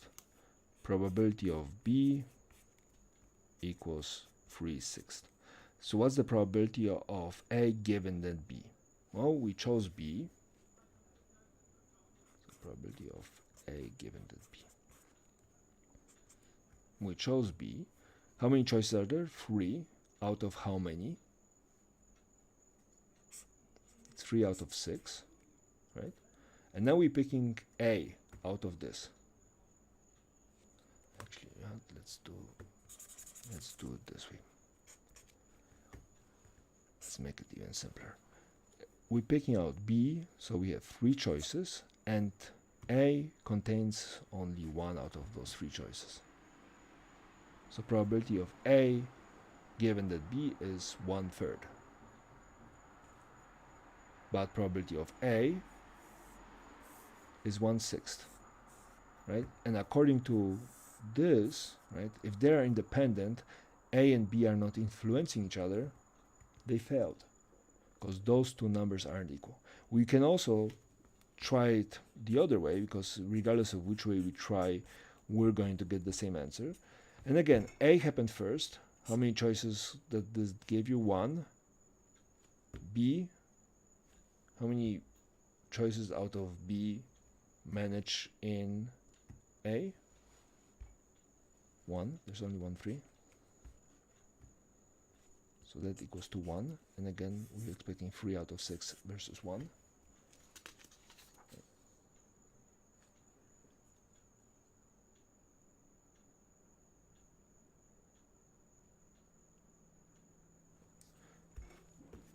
So this is like quick and dirty. If you wanted to expand on it, again, we can think about probability of A being 1 out of 6 and probability of B being 3 out of 6, and then saying, hey, the probability of A given that B happened is 3 out of 6 on the bottom and 1 out of 6 on top.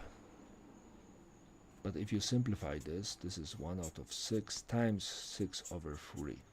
And those 6's will get cancelled, and you have 1 out of 3, which is, you have this. And again, you can do it this way as well.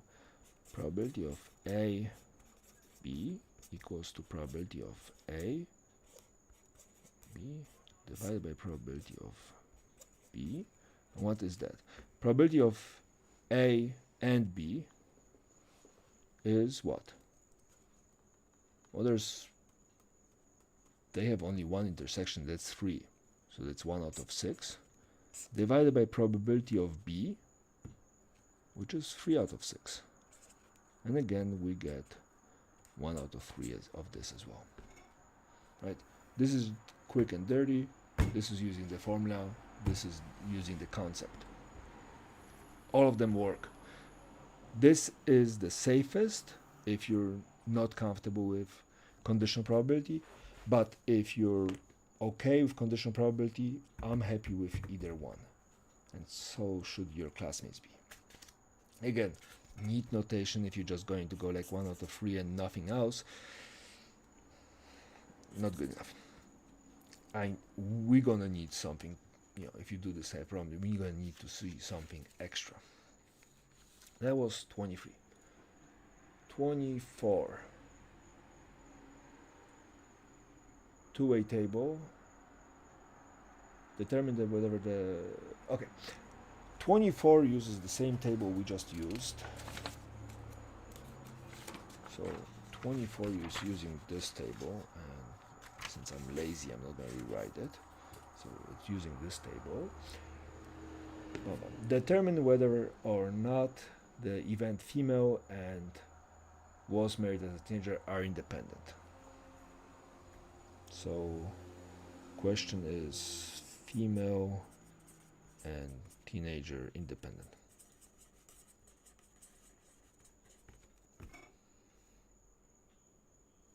Okay, well, let's see. Probability that female given a teenager should equal to probability of female if they're independent, question mark. Probability of female is 125 out of 902, so that's easy. Probability of female given that they're a teenager. Well, if we're saying given that they're teenagers, we're looking at this. So we're looking at out of 125, and female is 82. And are they equal?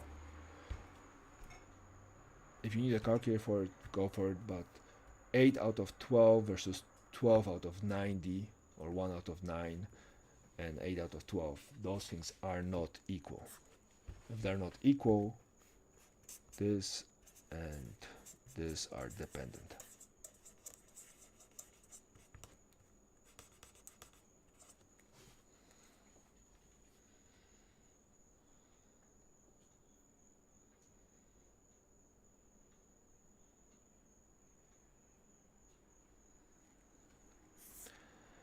Example 25. Many diagnostic tests for for detecting diseases do not test for the disease directly but for chemical or biological problems of the disease, hence are not perfectly reliable. Check. The sensitivity of test is the probability that the test will be positive when administered to a person who has the disease. Okay, the higher the sensitivity, the greater the detection rate, and the lower the false negative rate. Okay, suppose the sensitivity of a diagnostic procedure to test whether a person has a particular disease is 92. Okay, a person who actually has the disease is tested for it using the procedure by 2 independent laboratories. Okay, so probability that the test works, it's 92. Okay, what's the probability that both test results will be positive? Well, so that's probability that test 1 and test 2 are positive.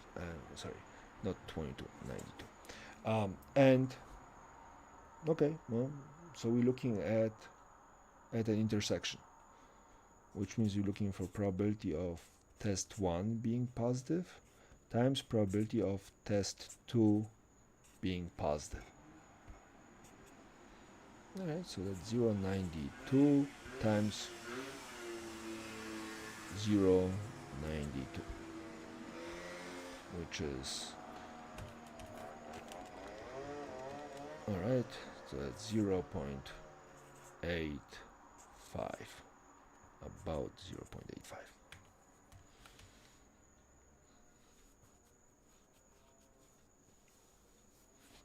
Alright, the error gets accumulated. What is the probability that at least one of 2 test results will be positive?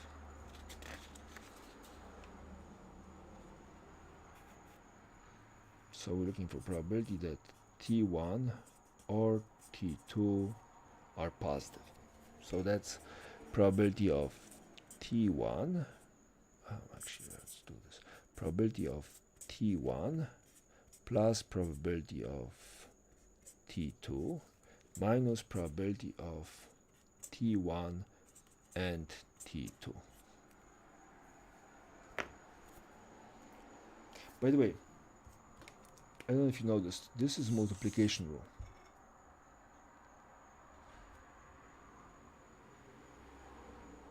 Which means that if we actually wrote it out,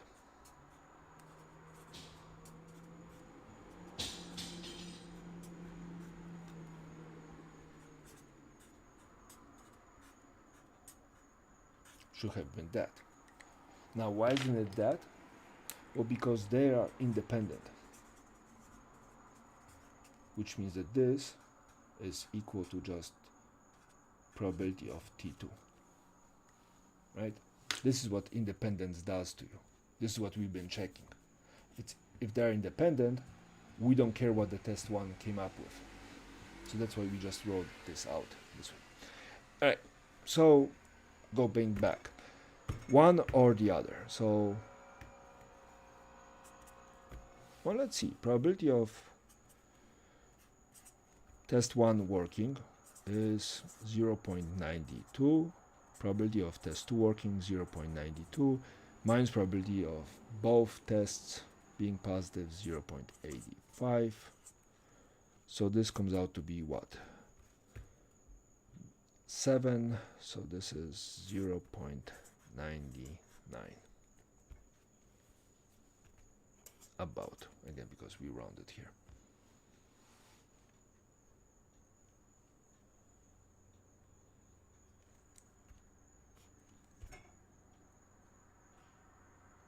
Right? That's why usually when you get tested for something and one of the tests becomes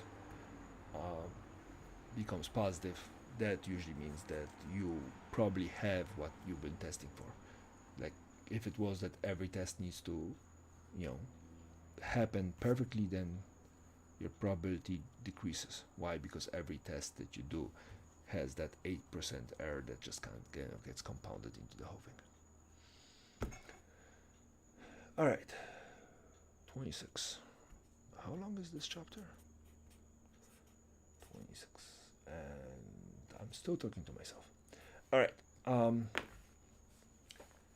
The specificity of a diagnostic test for a disease is probability blah blah blah. Suppose the specificity, the higher the specificity. Suppose the specificity. Suppose how well the diagnostic procedure to test whether a person has a particular disease is this. So some test is 9. All right, part A. A person who does not have the disease is tested for it using the procedure. What's the probability that the test will return a positive result?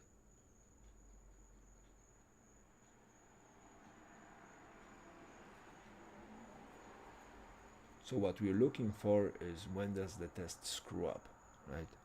So no disease,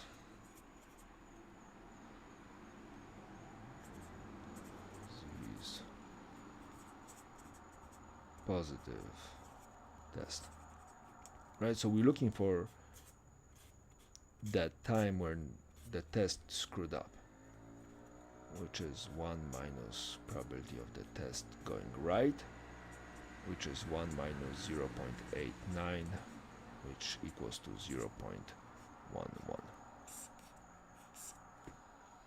11% of the time, which makes sense. If it works 89% of the time, it screws up 11% of the time. All right, part B. A person who does not have the disease is tested for it by 2 independent laboratories.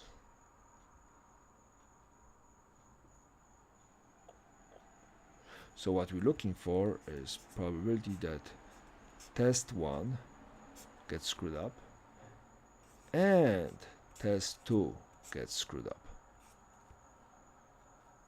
So what we're looking for, again, they're independent, so I don't have to worry about this combination here. So this is really probability that test 1 is screwed up times probability that test 2 screws up. Well, how much is that? Well, we know how much is that. That's 0.11. And how much is the other one? Was this exactly the same test, so and that comes out to be 0.0121.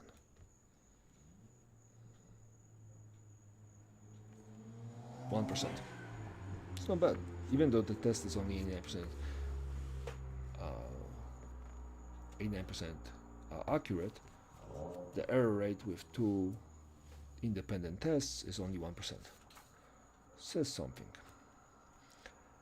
All right, is there more? Please tell me that there's. Where's the mouse?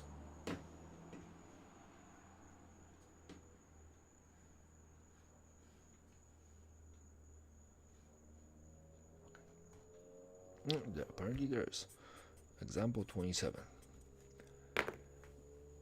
The reliability of a system can be enhanced by redundancies, which means building 2 or more independent devices to do the same job, such as 2 independent braking system in a car. Suppose a particular species of trained dogs has 90% chance of detection of contraband. So probability that the dog will get this thing going is 90%. All right. If the luggage is checked 3 times by 3 different dogs independently of one another, what's the probability the contraband will be detected?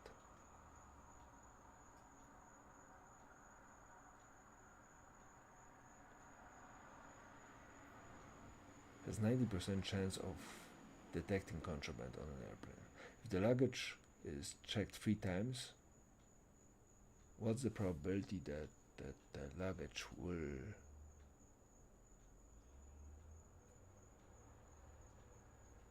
be detected?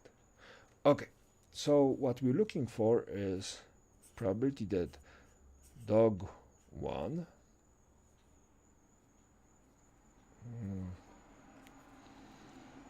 or dog 2 or dog 3 detects the contraband. Right? We're looking at either dog 1 or dog 2 or dog 3 or any or dog 1 and 2 or dog 2 and 3 or dog 1, 2 and 3 detect the contraband. Right? So we're looking at combinations D1, D2, D3, D1 and D2, D2 and D3, and D1, D2, and D3. It's a lot of combinations. Again, we can calculate this, but this seems like a lot. Because this would look like this plus this plus this plus this minus the intersection minus the intersection minus the but this should be saying something. This says at least one. It's enough that at least one dog detects the contraband. If at least one dog detects the contraband, we caught the smuggler, right? Which is at least one. Which means, what's if we see at least one, what do we think? We need to think none. So what would be the opposite of that? Well, opposite of that would be dog 1 screwed up and dog 2 screwed up and dog 3 screwed up. And this is easier because they are independent. They're dependent, we would have to worry about did dog 2 screw up when dog 1 screwed up and the whole thing. But they're independent, which means that this now we can start having a conversation, because this, if they're independent, is probability of dog 1 screwing up times probability of dog 2 screwing up times probability that dog 3 screws up. If all 3 of them screw up, right? Okay, teach. How do we know what the probability that the dogs will screw up? Well, we know what the probability is. The probability of dog screwing up is 1 minus probability the dog getting it right. So this is 1 minus, well, 0.9, right, which is 0.1. So going back to this, what is that? Well, that's 0.1, 10% the first dog screws up, times 10% the second dog screws up, times 0.1%, sorry, 0.1 or 10% the third dog screws up. Well, this is 0.001. 1, 2, no? One more 0? Moved it 1, moved it twice, moved it 3 times. Moved it once, moved it 3 times, yes.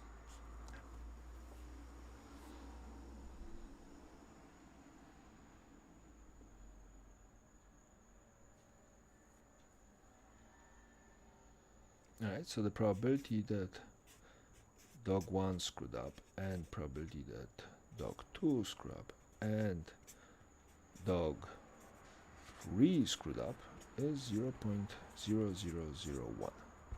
Well, but this, right? This is the complement of what we are actually looking. So what we actually want is the complement of this.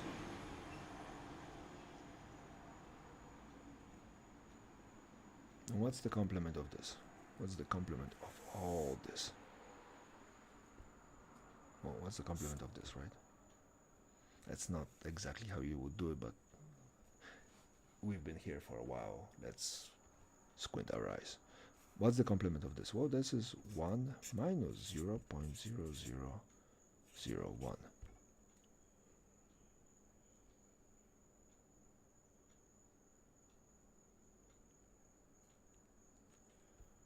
So this equals to 0.9 9, 9, 9. Feels like there's too many. 0.1 times 0.1 times 0.1. No, I made too many zeros. Alright, so there should be a 1 here, a 1 here, and a 1 here. That just means 1, 1, 9. Sorry guys, it's been a while. And right, which means 99.9%. So if 3 dogs are checking, they're gonna catch you. Don't be sneaking things on the plane. Alright, I'm running out of paper too. Alright, example 28. Marbles. 7 black, 3 white. 10 marbles. 2 marbles are drawn without replacement, which means that the first one is not put back before the second one is drawn. Alright, what's the probability that both marbles? So probability of black and black. And then second one is probability of exactly one being black.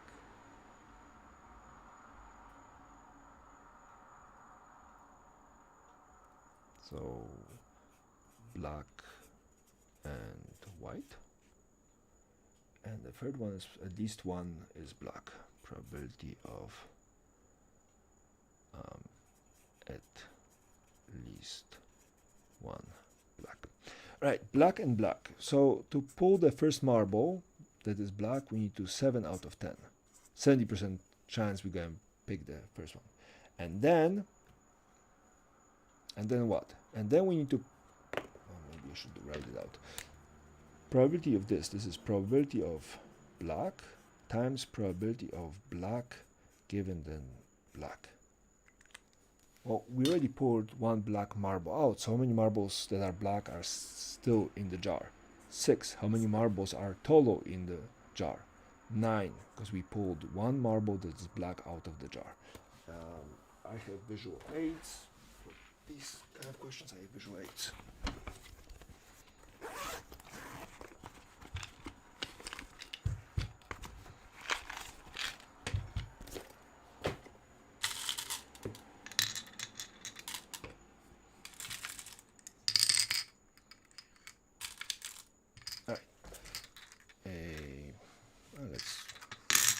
Here's our jar,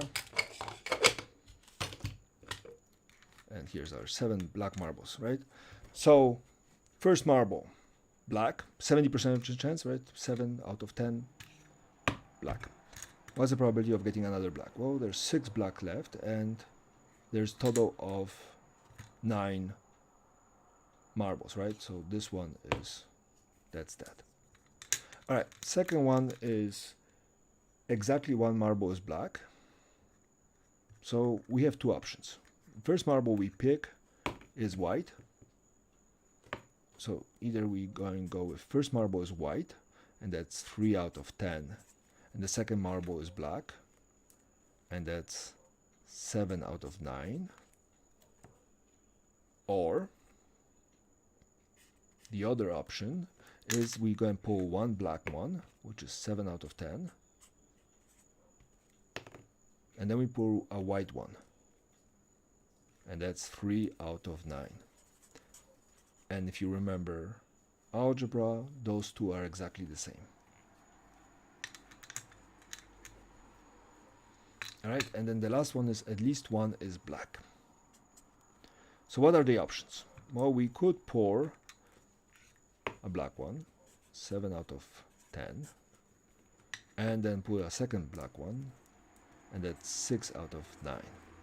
That's one option.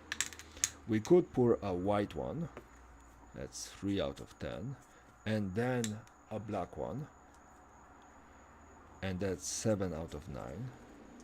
And then we could do a black one, white one. We could do a black one, which is 7 out of 10, and then another black one, which is hang on, this is black, black, this is white, black, so this has to be black, white, sorry. So we put one black one and then we put in a white one, which is 3 out of 9. So those are combinations. And there's some, it's just, you have to take this, then this, and then this, and it's all of the choices have one. No, at least one. At least one black is what? The complement of that is probability of none are black. And what's the probability of none are black? Well, probability of none are black equals to probability of all white. If all white, then it's 3 out of 10 for the first one and 2 out of 9 for the second one.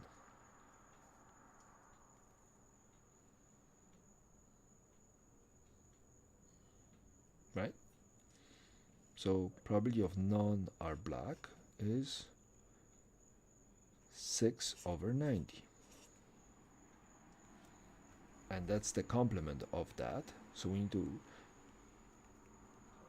fix it. So probability of at least one black equals to 1 minus probability of none are black, which equals to what? Well, equals to 1 minus 6/90. So 90/90 minus 6/90. So that's 84/90.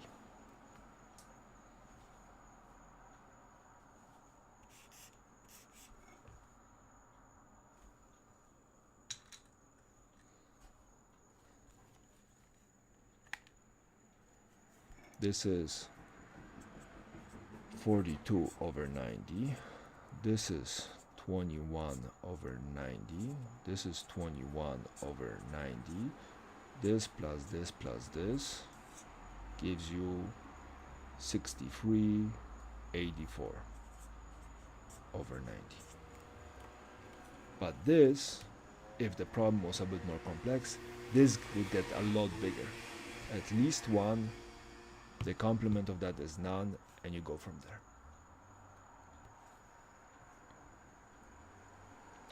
Oh, that's cute, the solution for that they're doing.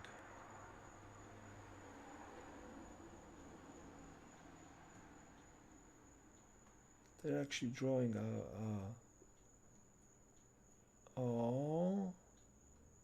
tree diagram. Adorable.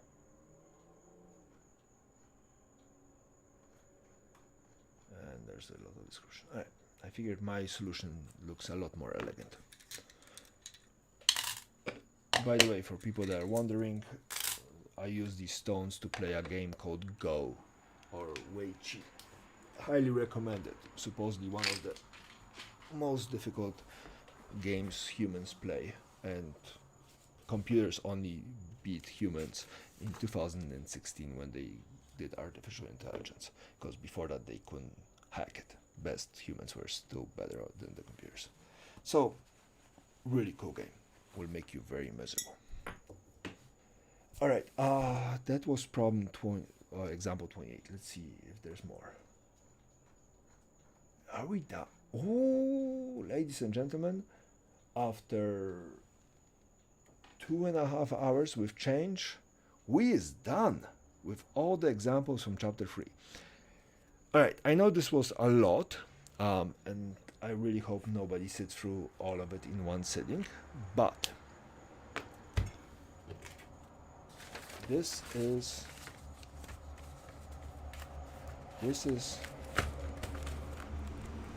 it. This is now the homework is based on those examples. So if If this helped you with solving of the homework, awesome. If not, and you're still confused, just post it up and we'll see what can you do about it. But I hope this could help with this. And let me know if going over a chapter in kind of an abstract way and then doing the examples is something that would work for you guys, since we don't have a kind of a proper lecture format, because well, COVID-19, and each one of us does work at a different pace. So if doing the examples and giving you kind of an abstract overview of the chapter works for you guys, just let me know. If you would prefer me actually going through this step by step, slowly and smoothly.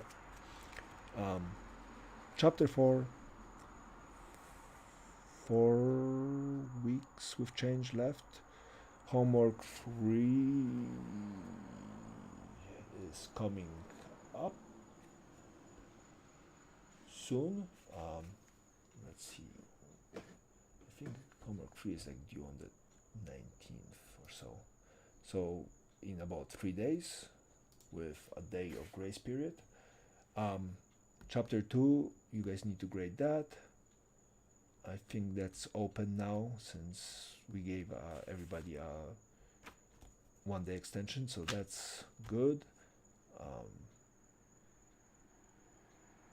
And then start slowly chewing on chapter 4 when you finally catch up to homework. Chapter 4 is a mixture of chapter 2 and chapter 3. So we talk about probabilities, but we are thinking frequencies and histograms. There's a lot of little digits and some formulas, but again, don't think about those. Most of those can be unpacked one step at a time and whatnot. And again, if the solving of the examples works, I'll do that again gladly. I'm just gonna have to find more scrap paper because I'm down to 3 pages. So just let me know. And again, thank you for joining. Well, not joining me, but thank you for watching it in the future, and whatnot. And well, I don't know. Like and subscribe. Thumbs up. This way. Thumbs up. All right. Cheers, and I'll catch you guys later.